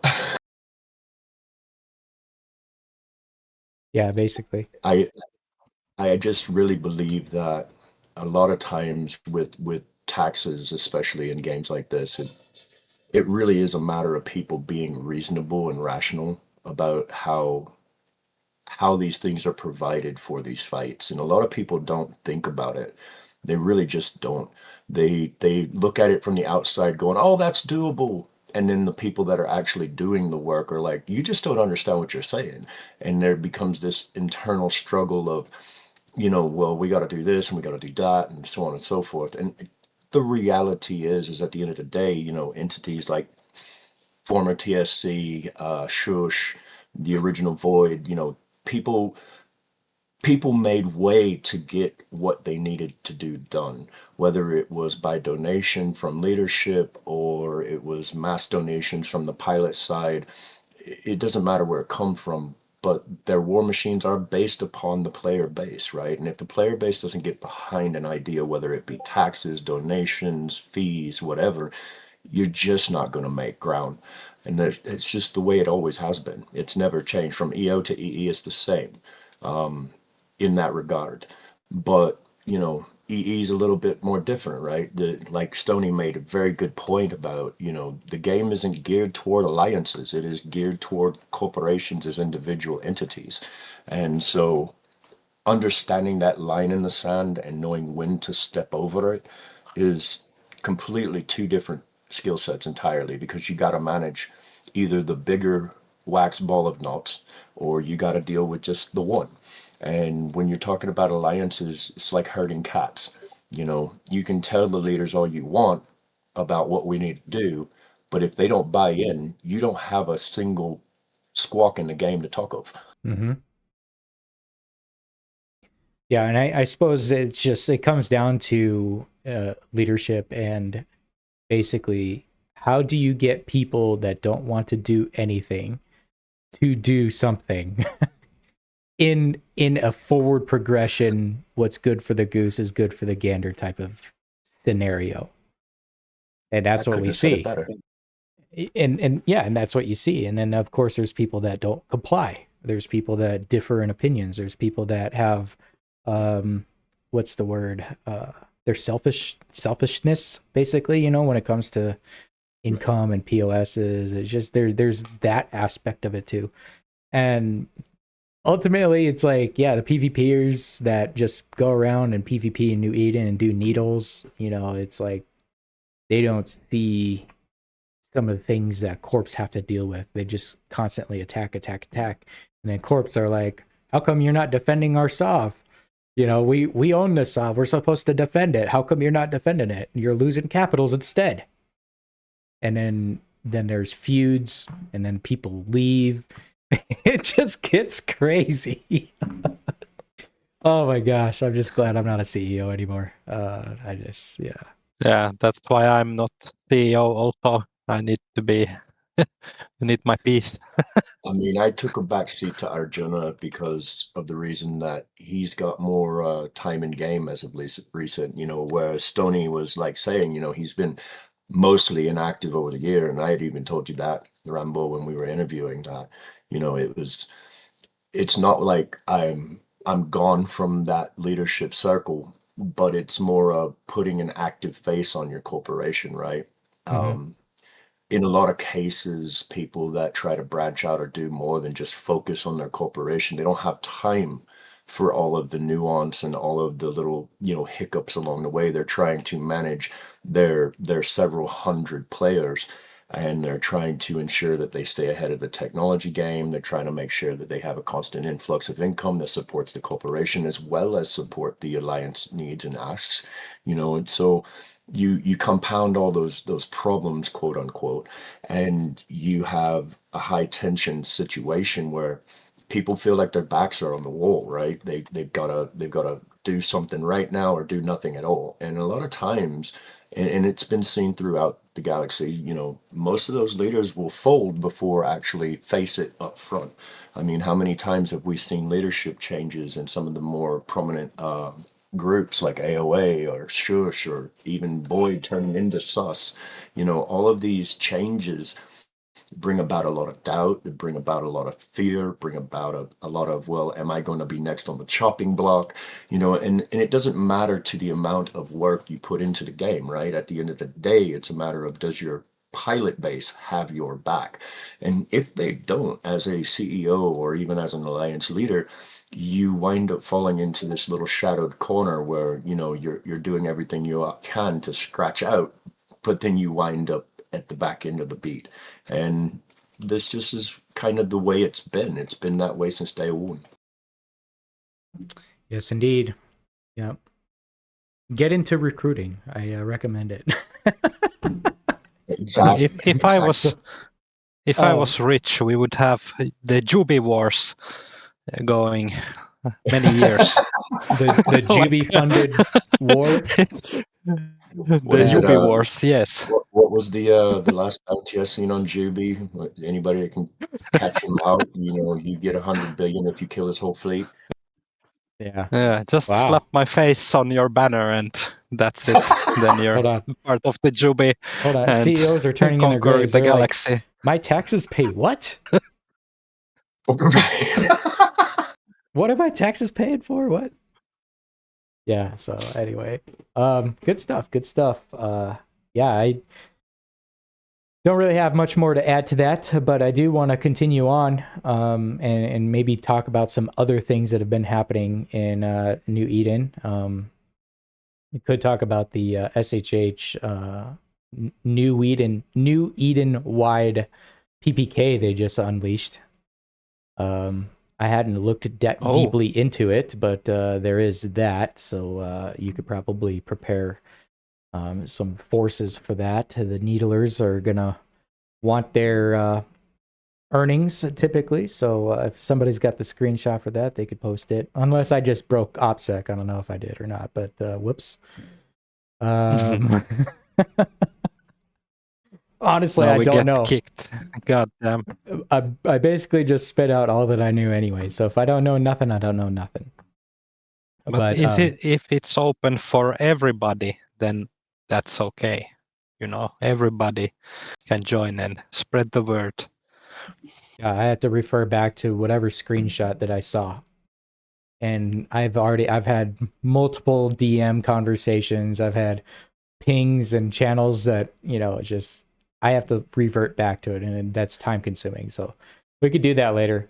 Regardless, we still really have to talk about the latest patch and what's to come with that. And firstly, I will say we will most likely do a show next week, and that show will be the last one for the year for probably a couple weeks. And while either we just take a break for the holidays, because it's not only just Christmas but then New Year's as well, and my family often does a lot of things around this time of the year anyway, as you could tell since I was gone for the last 2 weekends. But so we have that show coming up too, and I'm anticipating what I'm going to have during that show. But real quick too, we could talk about the patch notes as to what we saw in this one and what we were kind of surprised. Hold on. This isn't it. What the heck? I brought up the patch notes on my screen. It was from December 3rd, and it was just bug fixes. Am I gonna have to go to the one that was in the game? Did they not have a patch? You might notes? have to, because I can't find it. I have to go to honk.click/patch. See if it works. honk.click/patch. There we go. All right. Yeah, I didn't have that prepped because I hadn't even taken a look at the one that the game sends out.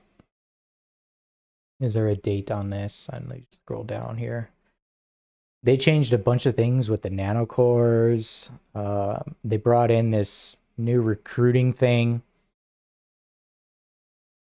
Yeah, this has got to be it. Just they didn't have the patch notes, and there's not a date stamp on the one from honk.click. But anyway, so we just had this maintenance happen.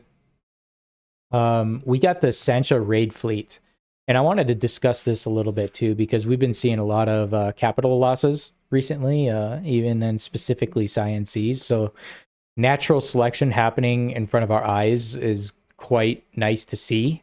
But we got this Sancho raid fleet happening too, and we could talk about this real quick. Raven or Juby, have you tried any of this content yet? No, I have not. Okay. No. But what I do, I'm very confused about the new nanocore thing. I'm haven't even tried to understand it. So, Do you mean the benefits or the look? It took me like my second or third look at it, but it's gift wrap, but on top of it, it's Tetris. It's the game of Tetris playing on top of the ship. Yes, that one. Yeah, I've had a few pictures sent to me in the fan club where we do the Duo Mega giveaways sometimes. Yeah. Speaking of, are you still doing that? Looks nice, but Juby, you're our last official content creator. I tried to do the last official content creator, Juby. Yes. And but you don't even do content. You just show up here. Yeah, I've not made any Iveco's videos for 3 months now, but it's been very hard to think of ideas. But I do have a lot of guides and tutorials that are useful. All right. Anytime. So yeah, no new videos, but the old ones are pretty good. Shameful Juby plug right there. So continuing on though with this, here we go. Sancho raid fleet. They utilize advanced wormhole technology. Using Sancho raid fleet will randomly appear in the constellation under the jurisdiction of one of the 4 major empires and harass all systems within the constellation.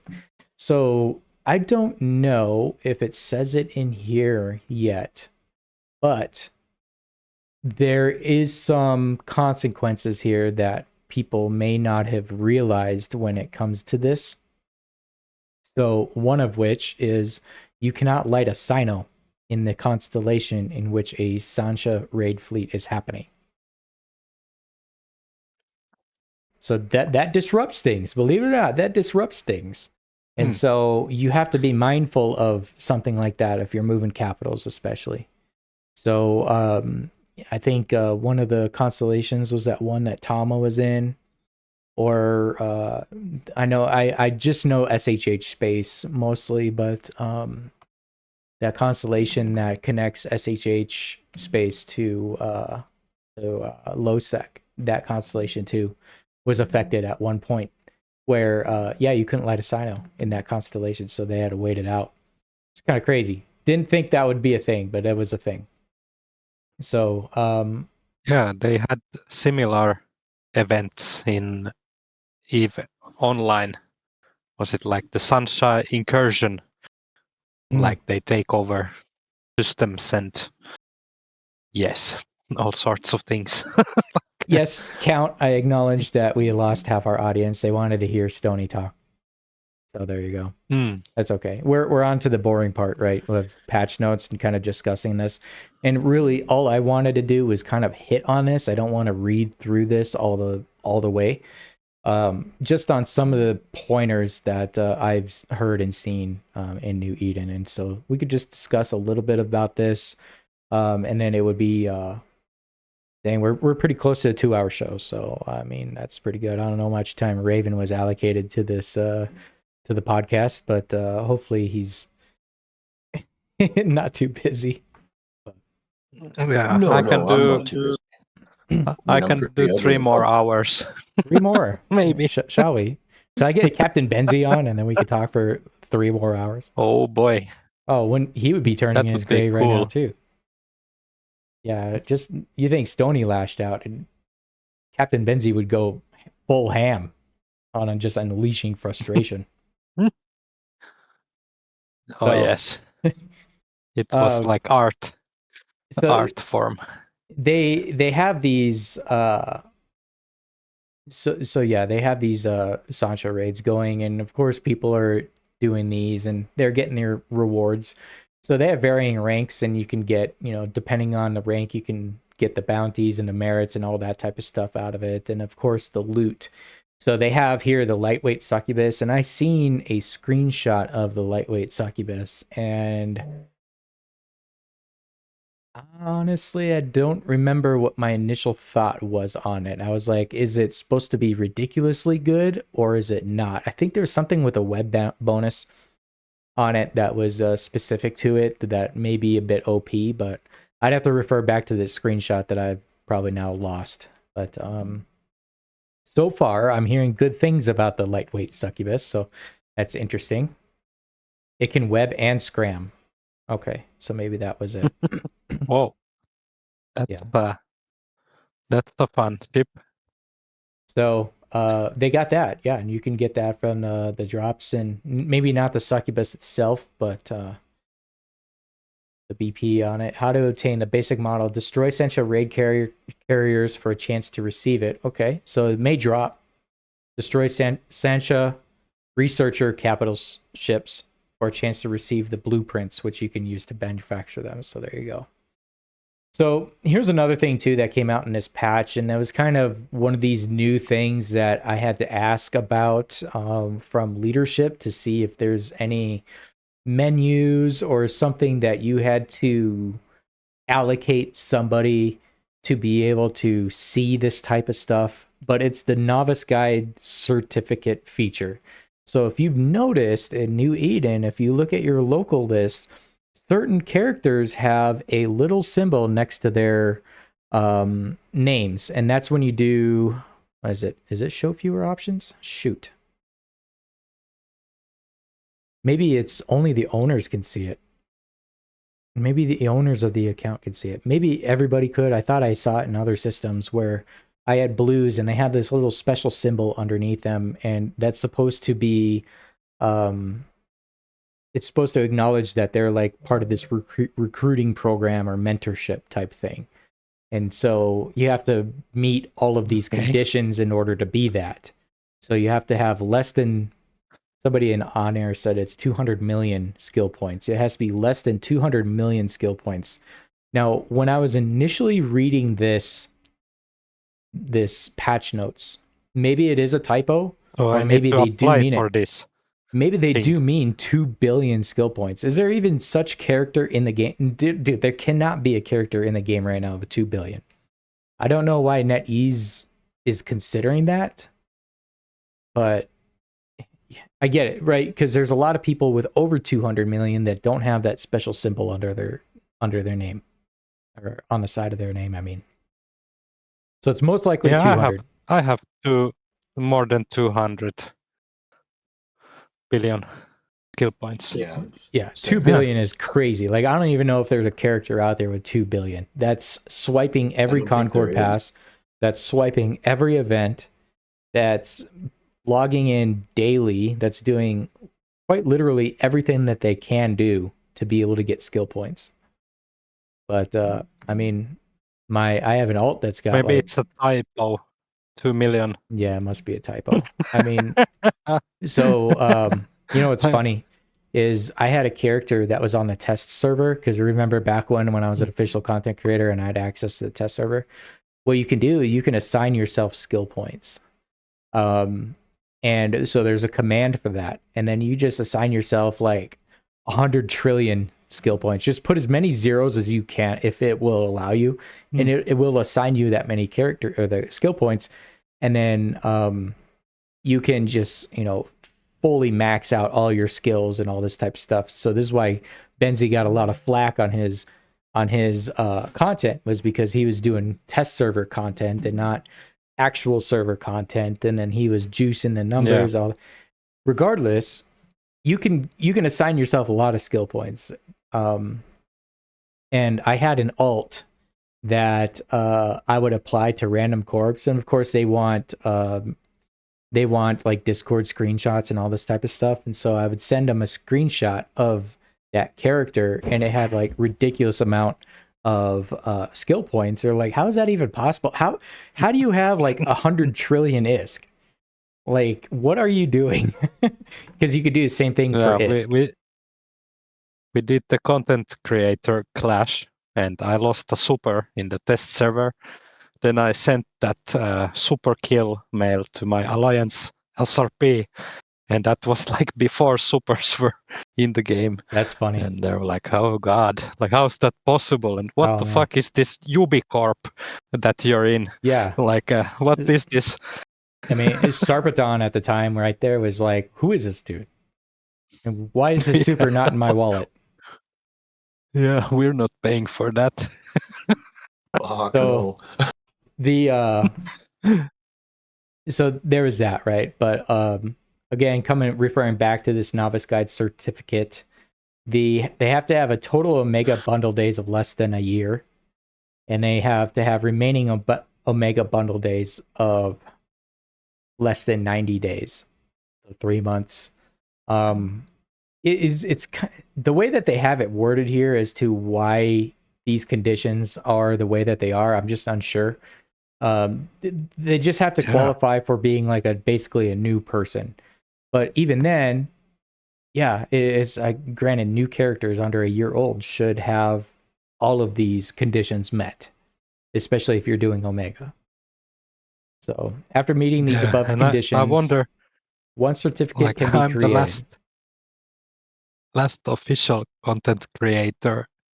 I made videos, like tutorials, tried to help to play the game and all sorts of things, and even I don't have this mentor or special tag to you can ask UB whatever thing. So I was it's kind of weird. I was kind of looking into it to see like what this is all about, how to become a mentor. I think Bradrick actually posted a screenshot somewhere. I saw it, whether it was Reddit or somewhere, of his mentorship, and I was like, how do you even get that screen? I don't even know. But so I guess Brad is gonna be good mentor. if he's in nice. If he's in this audience still, he can. That's for making our certificate. Okay, so For every additional probably 1 million skill points, one more certificate can be created with a maximum of 5 certificates per month. Creating a certificate requires spending 1 billion ISK. What? A billion Whoa. ISK? So you need to pay to be a mentor also. Good God. I mean, So- that's a bit. Yeah, I'm not that's a bit gonna of a pay. jump. See, Yeah, I'm not gonna pay for that. so what Panda Pilot posted in the on-air chat is that's the screen that I want to see. Yeah, see like how he has my cadets, and Bradrick posted his. He's got cadets, he's got total merits obtained, total LP obtained, all that stuff. And I'm like, how do you even get there? I mean, granted, it's in your character screen. So here, let me go to my character screen in game. I'm logged in game. Wow. And if I go to I have novice guidance. Here identity now change, I found it. Oh God. I clicked on it for the first What's time. Now this? all of a sudden I'm having an identity crisis. Hold on, let me get through this. You have become a mentor. And now I see myself. You be mentor identity. You have become a mentor. Activated Okay. certificates can still be used as normal. Okay. So But what is that first guidance conditions? I have this weird Chinese Yeah, and the numbers. What is that? Is I need to pay? I think that's just an issue with the game doing the translation into the UI. But yeah, it shows if you got total over 360 days, and then remaining Omega, it also tells you that. And it looks like I can gift a certificate. So when I go to gift a certificate, it takes me to the contract page. Yeah, anyway, this is just one thing I need to like look into if I've got cadets or anything like that. And look, I can even this share. is weird. Like, what the I hell? do settings. Mentee identifier. Show in chat channels as a personal business. Wow. I can start my own recruiting personal business being a mentee. Okay. Interesting. I mean, I don't know. I'll click it. Unlock after first guide certificate creation. Okay. Looks like I got to do some additional things to mess around with it. But anyway, this is one of those things that they put into the game that yeah, for the YouTube version, I clicked off of it. But I wanted to. It sounds to me like, from what I'm reading here, it wouldn't be a bad idea to pull Bradrick in here and get his voice in on it. Like, he's got some serious background information on it. He's got experience in it, right? Yeah, Bradrick, raise your hand. Can we get? Get Bradrick out here. Brad, come here. And talk about this. It's very hard to understand this. See, Bradrick, when you do something well, your ass gets voluntold. Let's go. Yeah, voluntold. And he's mentor now. He's here to teach. Teach us, please. Come on. He hasn't Brad? He hasn't raised his hand yet. Come on. We have to find you. Can you just take him by force? All right. Sorry, Bradrick, for the on-the-spot invitation. Welcome in, Bradrick. But welcome, and tell us about this recruiting mentorship thing that you've been doing. 1 second, let me fix it. Can you hear me? Yes. Okay, cool. Yeah, they, as usual, these typos the hell out of everything, and none of it ever makes any sense. But basically, you go to the certificates, you have to create them, or you have to have up to 200 or over 200 million skill points. And then you can create 3, and then I think if you're over another certain amount, like 500 million or something like that, you can create 5. But it's not a lot of guys that have that many skill points. But the trainees have to be under 200 million. I'm guessing. I'm not sure. I know 3 of the guys I got were like, one of them was like, we got a bunch of T7, T8 guys, joining up, training out and all certain stuff. And some of them had like 88 million, 100 million, stuff like that. So you can accept them as trainees. You have to create the certificate and then send it to them in a contract. And then they accept it, and then they become a trainee.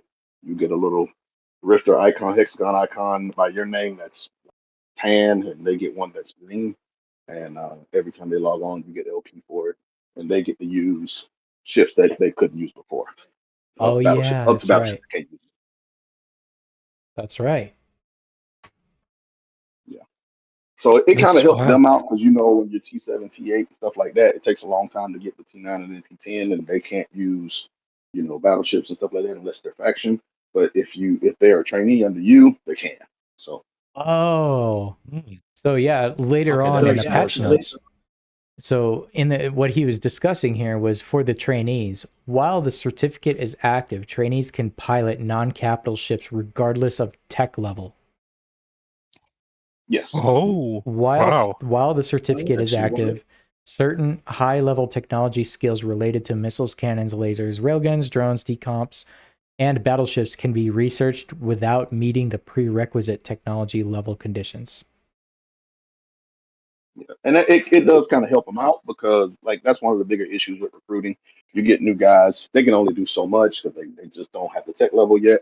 This kind of skips that, so they can go PvP and ships that they normally couldn't fly That's before. So right. I think Yeah. They, they can acquire a ship, however, whether somebody's gifting it to them or if it's like an Alliance SRP type of thing. Either way, they can get a battleship for PvP, go out in it underneath this certificate and not have to, I guess, feel the burden of not being helpful in some of these fleet engagements where it's battleships or whatever else, and they're like, well, I can't fly a battleship, so I can't join your battleship, Rome.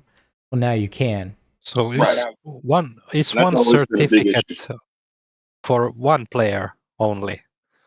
Yes, Like, okay, so you yeah, okay. Now I So, understand. Bradrick, I cannot mentor so many people the at once. the 1 billion, is that actual or is that not a typo? no, that's all typo. It's all typo. Now, how much is it Nowhere for a near that. It's, certificate? it's over Is- 200 million skill points, and then it's I think it's 100 million a piece for certificates. I think I Okay. spent like 300 million in certificates for 3 guys. Okay. Okay, see, So, that makes more sense because yeah, I what was they like, put in there, 1B. being Shoot. 100 billion, like the Ju- hell are they speaking on? Juby's been playing this game for 5 years. He don't even have 1B. Yeah. Yeah. Keep surpassing all of these small gunboats. So, okay. Yeah, that was curious. I was like, dang, you're gonna spend 1B on a pilot. How long do these certificates last? I'm not seeing it in the patch notes. That's the part I'm not sure about. It says that you can train up to 3 per month, and I'm assuming it's an additional 3 every month and not the same 3 every month. Not sure yet. We haven't got to that part. It doesn't say in the update. Okay. That's interesting because then that might change things as whether or not like the juice is worth the squeeze on that. Um, whether or not like that 100 million is worth it. So, Right. in which it may be if it's for a month, sure. I mean, have Corp refund you Yeah, or it's, something. it's It's definitely like, worth it. You got 3 more guys that couldn't join CTAs that now can. You got 3 more guys that are flying battleships, right, well, and yeah, stuff like and that. and, and But I think mean, it's to worth it. the PVE aspect of it too. It's income generation taxes, and it's like, well, that Right. helps them. It helps them make ISK, which helps the corp make ISK, and then it goes from Right. there. So, okay. But So it doesn't you keep have like only the younger players out the game because that's usually what happens. T7, T8 guys, you kind of just tell them, you may accept them, but most corporations don't just because of that. They can't really do anything. Yeah, and it's only 30 days, so you can maybe have like four 3 skills on battleships, like very low skills, and it's also kind of, is it a good idea to give expensive battleship for low skills anyway? But yeah, interesting. yeah. So, Yeah, in the by the patch time notes they hit here, T10, they're going to be on their own. So it's not even for that long. You're just trying to get them over the hump. yeah, Yeah. yeah. And these are, of course, for all the players that didn't swipe for that automatic T10 character, right? So I think, Mm. Yeah, for the most part. yeah. Because I think that thing gives you the 43, 45 million you need to meet the threshold anyway. I think, like you said, under 45 million SP is the requirement. If they don't have that, then they can do this. Yeah. And still a lot of people probably today spending $80 on a game probably makes them sweat. Like I know that would have been me like 10 years ago. Like shoot, I can't believe I'm spending $80 If on I'd have this. spent $80 on that, I ain't gonna lie to you. I could find a few PS5 games I'd like to invest that money in. Right. There's other Yeah. things that be better, right? And it's like nowadays I'm like, shoot, if I make an alt, I'm totally doing that. You know what I mean? It's just like It's like right now, Total War just dropped a whole new freaking set, and I could get the whole lot right now for less than that. But you know, if I'm gonna get a T10 character right fucking now, I go spend that money. yeah. And But that's a big deterrent. Like we've had guys for the longest, that have been in and out of the game, and they come back every few months just to check things out. And that's one of their big deterrents. It's like, oh, I don't have skill points to do this. I don't have skill points to do that. I'm not Tech 10 yet, so it was an issue. A lot of them actually came back when we had this go on. I know I got 3. My CEO has 3. I think we had 2 more guys that got 3. So we like picked up all of those guys and got them on the program. nice. And they've been logging in daily since. Every time I log on, I see the notifications where I got LP for them logging on. All 3 of them log on every day. Huh. That's interesting. Yeah, you get an LP for that. And then you're probably like, where are you at? And then you check the star charts. Yeah. So basically, you do like certificates for your alts, and then they Yeah. generate more LP. I got another fresh batch of okay. alts that have come out of the oven of HiSec, and so I'm gonna start recruiting process. Yeah, I'll mentor myself. Yes. So this is what I understood from Brad. Yes. Yeah, so in the patch notes, Oh, they God. do have this identity marker. The identity marker will be displayed in chat channels and personal business cards. Capsuleers can configure whether to display the marker via the main menu, and then it tells you how to get into it. Capsuleers with less than 45 million skill points will receive the novice marker, which disappears once the threshold is exceeded. So I wonder if it's that marker that I'm seeing in New Eden. Because like right now, when I look at local, I'm not seeing that, but it's very possible all these characters have beyond that. Now, when I start logging in some of my alts, I know for sure that they have less than 45 million, especially the one that I have in Ravens Corp. And so when I log in, okay, he didn't laugh. That was supposed to be a joke, but I'm sorry. I wanted to hear the rest of that. I was like, keep going. I want to know. no, that was a joke. It's actually in Daft. But regardless, Yeah, when I I know. log it in, it will have that marker on it. And I remember I was like, I see that marker on there. Like, what's that supposed to be? And then I looked at all the other accounts that I had, and I see those markers on blues. I was like, okay, that's got to be Right. something. They can't all be new recruits. So I wonder if that was the if it's this icon that I was seeing. So okay, yeah. If you see Yeah, a it looks different like a icon, Richter on like a hexagon, and the trainees are green. I mean, that's another point of contention when you look at the player cards too. Is that the hidden identity? So even if you are blue and you got that going on, you could effectively blue on blue without much repercussion because they couldn't pinpoint who the fuck the character is. could you see this as like a PvP standpoint of it being a advantage for a PvPer? So say I needle into a system and there's 23 people in it. And I look at the list and you see this little icon next to it says, "Oh, he's got less than 45 million and he's undocked." Because the name gets scanned down. And you warp to it, and he's like, okay, obviously this guy's not in a capital. He's probably in a battleship or a cruiser or whatever. And you could effectively make a judgment call whether or not you're going to engage somebody based off an icon that you could see in the local screen. Yeah, I think so. Hmm. You're not wrong with that. Interesting. I mean, Yeah, the master mode is nice. The whole hidden thing, because I mean, once you become a known name in New Eden, it's very, very hard to PvP. As soon as they spot you, they know why you're there. Well, yeah. I mean, super yeah, that's pilots exactly right. super pilots are screenshotted and sent all around, Discords from New Eden. It's like people know, right, what certain names fly. I mean, it's even in their See my contacts. name in the South. I'm not in the farm. Yeah, Bradrick. In my contacts, I have you as low-level frig pilot. And in my context, I have him listed as do not fuck with, avoid at all cost. Oh, nice, nice. Okay. See, so I need max mode so I can actually play. There you go. Depends I on mean, where you are in New to Eden. be fair, all right. So like you got people like Lavetti and all them, you know, the major super pilots of the groups, right? And you got Bradrick here, you got a few others along the way. But at the end of it all, right, the real source of why it's an advantage is because you do get to put your name in a bucket and leave it there and just ride with a title. And that allows you to stir up more shit as you go around. And, you know, to Bradrick's point, when you develop a reputation, it becomes infinitely harder to find content or play the game Way for harder. its worth.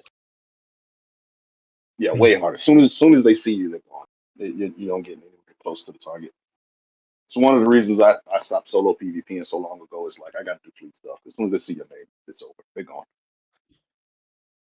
Yep. Somebody sent me a screenshot of Bradrick's name in their contacts. It's threat level minimum. I have been Minimal in threat Brad's level. frigate fleet also, so it was fun. Brad is a good guy.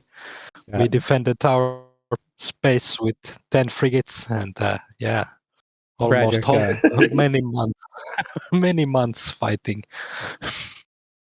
yeah. So I mean, I'll be honest with you. There's been some fights in the past where, you know, I've seen Bradrick's name in the fleet opposing on the other side of the field. And, you know, to be fair, I mean, you got to get pretty fucking creative to fight these guys, even when they're by themselves or whether they're in a fleet. So not knowing what's coming down the pipe adds a level of suspense and unexpected events, which, you know, helps guys like, you know, Bradrick and so on, you know, to have a level of engagement in the game or a presence in the game that they don't feel like has been completely washed by reputation. sure. Yes, exactly. Oh, you People are can perfect.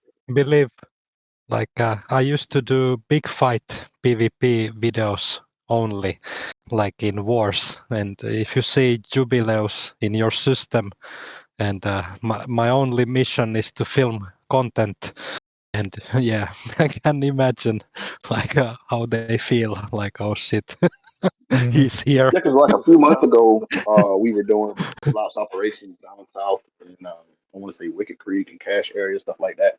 And you know, the whole point of lots fleets is you're hunting for the most part, looking for targets and stuff like that. And it just I know it's an issue if I'm down there. If I literally have to just be logged out until they call me because if I'm down there and they see my name, it's over. I'm running away targets, and that's just it gets annoying. Well, Yeah. yeah, but then on top of that, like even if you're trying to teach new squads how to do their jobs, you know, run out and cause havoc or cause issues, if they develop any form of a reputation, it just zeroes the content. And Yep. to another point on that, it would be when you're trying to teach new pilots how to be engaged, it disservices that teaching because now the people with the knowledge can't even be out there with their students and teaching them. So this Right. whole mentoring program makes it much more efficacious for them to be able to get into the game quickly, also be able to buy in fully into what they're doing. And if they get to a point where they really like who they ride with, you just eventually have these small game groups that are constantly causing havoc and disruption, which is exactly what they're supposed to be doing. So I think it's a good program. Exactly. Yeah, it's very good, and it's very strange that it's kind of only just 100 million ISK, so very generous from NetEast to help So- us Yeah, even recruit new Jubileus can people. afford it. Panda Pirate in on-air chat saying that it doesn't appear in local, only on messages or player card. Now, I just seen this today because I logged in and actually started playing the game a little bit because I just haven't played a lot recently. But when I saw this, and I saw that icon, I was like, oh shoot, it's on Blues. Now, if you go into your chat in game, like if you go to like Alliance chat and you click up on the top right, the number of people that's in it, you click on that list, and it pulls up all those names. And then you scroll down, you'll see one with like a little greenish hexagon looking icon. You can click on that, and those are your novice capsuleers. So, I mean, I can see them, and they're not even in my corp, but it's whether or not neutrals could see them. It's only a good way to see them. Only one in system is a cam. No, that's how you know if it's a cam account too, I suppose. That's interesting. I mean, that's kind of it's kind of a guesswork when it comes to cam accounts. I mean, I can tell you my personal experience flying all over the galaxy that cam accounts change names like, hustlers change underwear. Damn. So I mean, it's kind of really hard to really pinpoint a cam account. Even with the new Nova system, even if you were disguising your cams with the Nova system, it wouldn't necessarily pinpoint a cam, but it would definitely give you an eyes up of, okay, there's something here, so that would be a more accurate representation in my opinion. So yeah, Panda Pyro's just saying it's not showing in his tests. So okay. Yes, Axel, that's right. It is good for filamenting, but you don't have to waste the extra time scouting the area. You're right. Okay, good deal. Well, thank you, Bradrick. Thank you, Bradrick. Thanks for You're super. clarifying that. You explained this very nice. Thank you. I jabbed at you with a few jokes, but I didn't mean anything. I do appreciate you, Bradrick. Miss Valen told you into the room because obviously, like you said before, what was it, 3 years ago? When you do something good, you get to do it in public. Yep. All right then. Thank you. I'll move you back to the audience. All right, baller. Okay. So got a little bit of info there. And of course they did some of the balance adjustments too.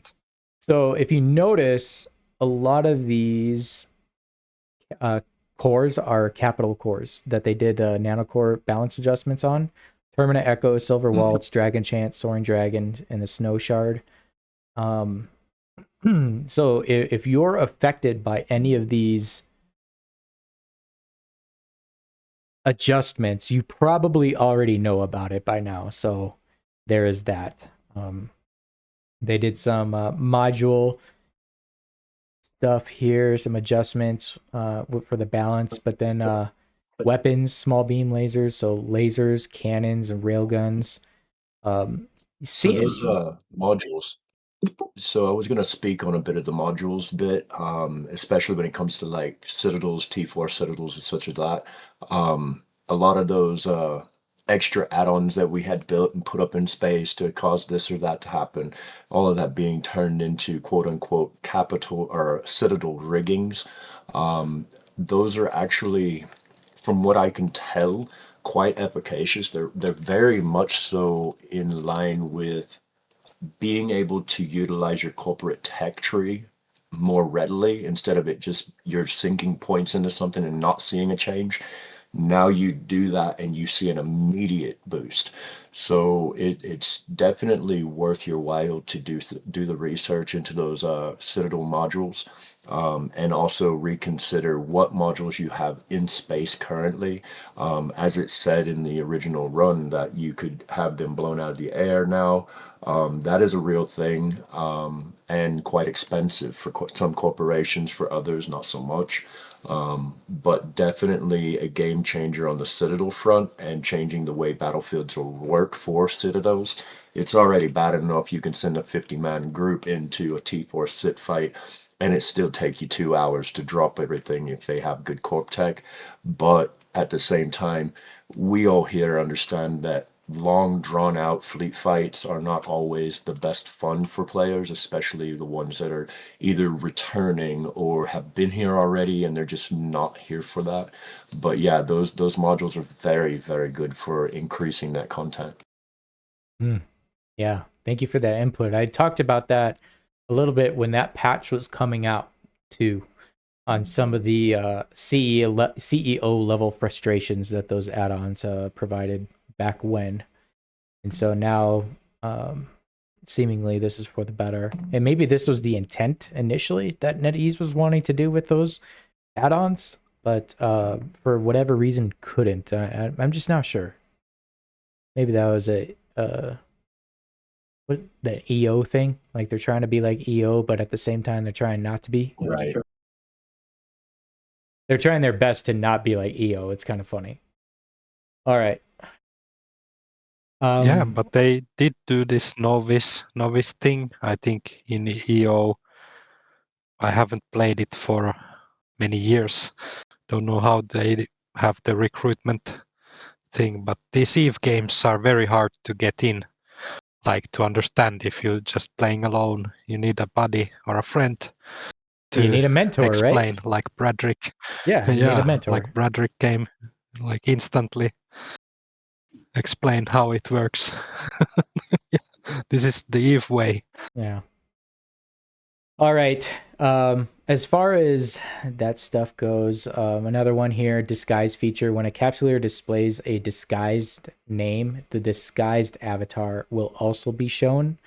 So is that supposed to be adversely to what we previously seen because it was just like a black avatar of a person?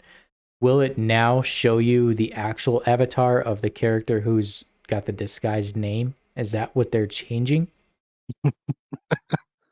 Oh, I man. need clarity. I don't know. I haven't seen a disguised player in New Eden since this patch had come out, so I don't know.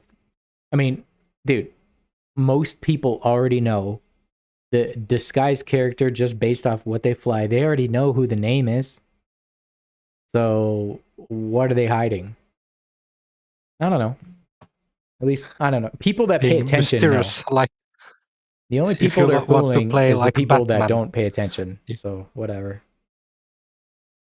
Yeah, Okay. it's Batman style if you want to play. All right. No one knows. Always showed the person's original avatar. I don't think it did. I think it just showed a shadow of an avatar. It never showed their actual avatar, unless it was the outline and the shadow was darkened. Now that could be different. I don't know. That's the bug. I don't even know why I do this podcast. Sometimes I tell you, I think. Yeah. Honestly, I don't know. I mean, I love being here for all the salt yeah. farming. Okay, so that was basically all that I wanted to talk about on the patch, and of course, it was a lengthy patch too, so it was a good read.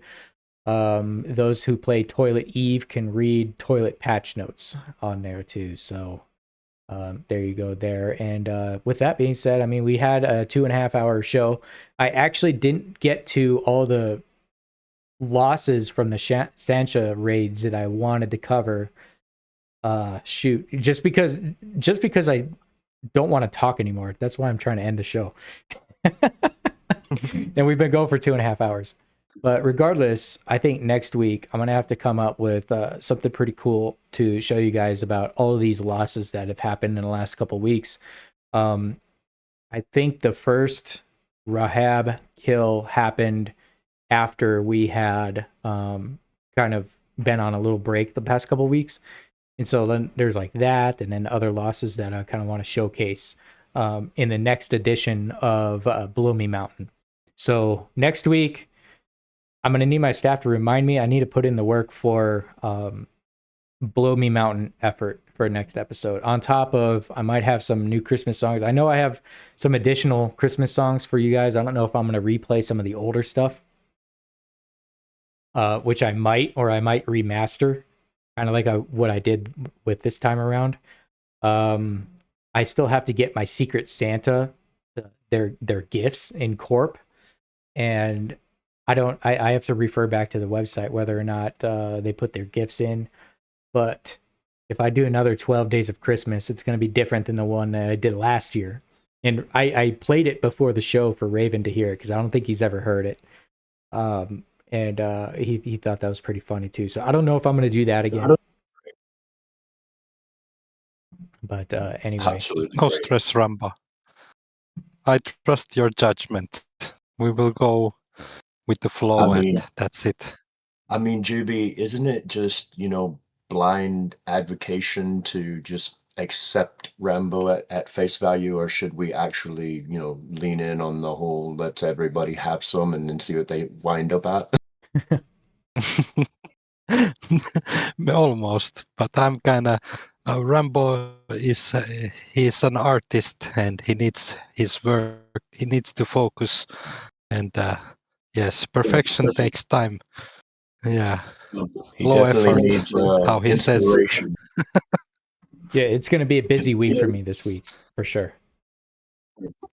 I'm sure you got this, mate. All right, then. So I think with that being said, I know a lot of the audience had left already, but we had over 108 on the forum up, on the CTA forum up. And so that was pretty good. Heck, that was more than a TSC CTA. If we get that number every Sunday, we should do like a fleet, Echoes of New Eden fleet, just roaming around while doing podcasts. I don't know about that, Juby. I don't know about that. But regardless, Christmas special. We had a good show, a turnout. A lot of people wanted to hear what Stoney had to say, and he broke some news to New Eden. So hopefully, if people hear that, then they can make their judgments and all that type of stuff. But otherwise, yeah, we had a good turnout. But for those that are still with us that hung out to the end, we're going to call it a show. And I just want to appreciate our audience and our followers for sticking around, talking with us in the on-air chat, and just being engaging with the podcast and all that. And on top of that, I want to thank my trusty staff and co-hosts, Juby and now Raven, appearing on his first podcast episode. And, you know, he did well. He did well. It's been fun. And so I appreciate you guys. This one was a real baptism of fire. Like usually we don't have so many in the audience, and yeah, good experience. I mean, to be fair, I kind of, like I told Rambo in the interview, I was like, I knew the usual suspects would come crawling out of the woodwork with their random salt farming.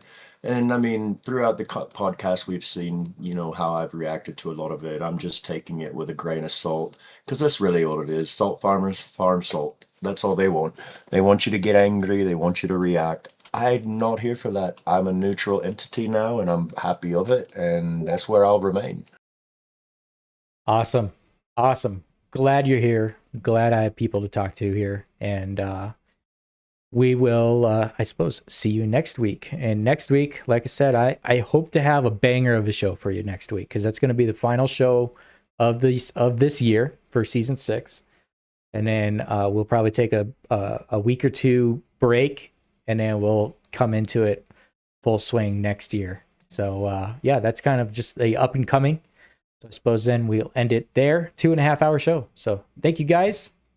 I'll play the outro song and we will call it a show. Thank you. 07. Actually, and Juby and Raven, say your goodbyes. I know I'm novice at this, but please say your goodbyes, and then I'll play the fly safe or fly aggressive. It doesn't matter. Just make sure to put routes on target and have a good day. All right, then. See you guys next week.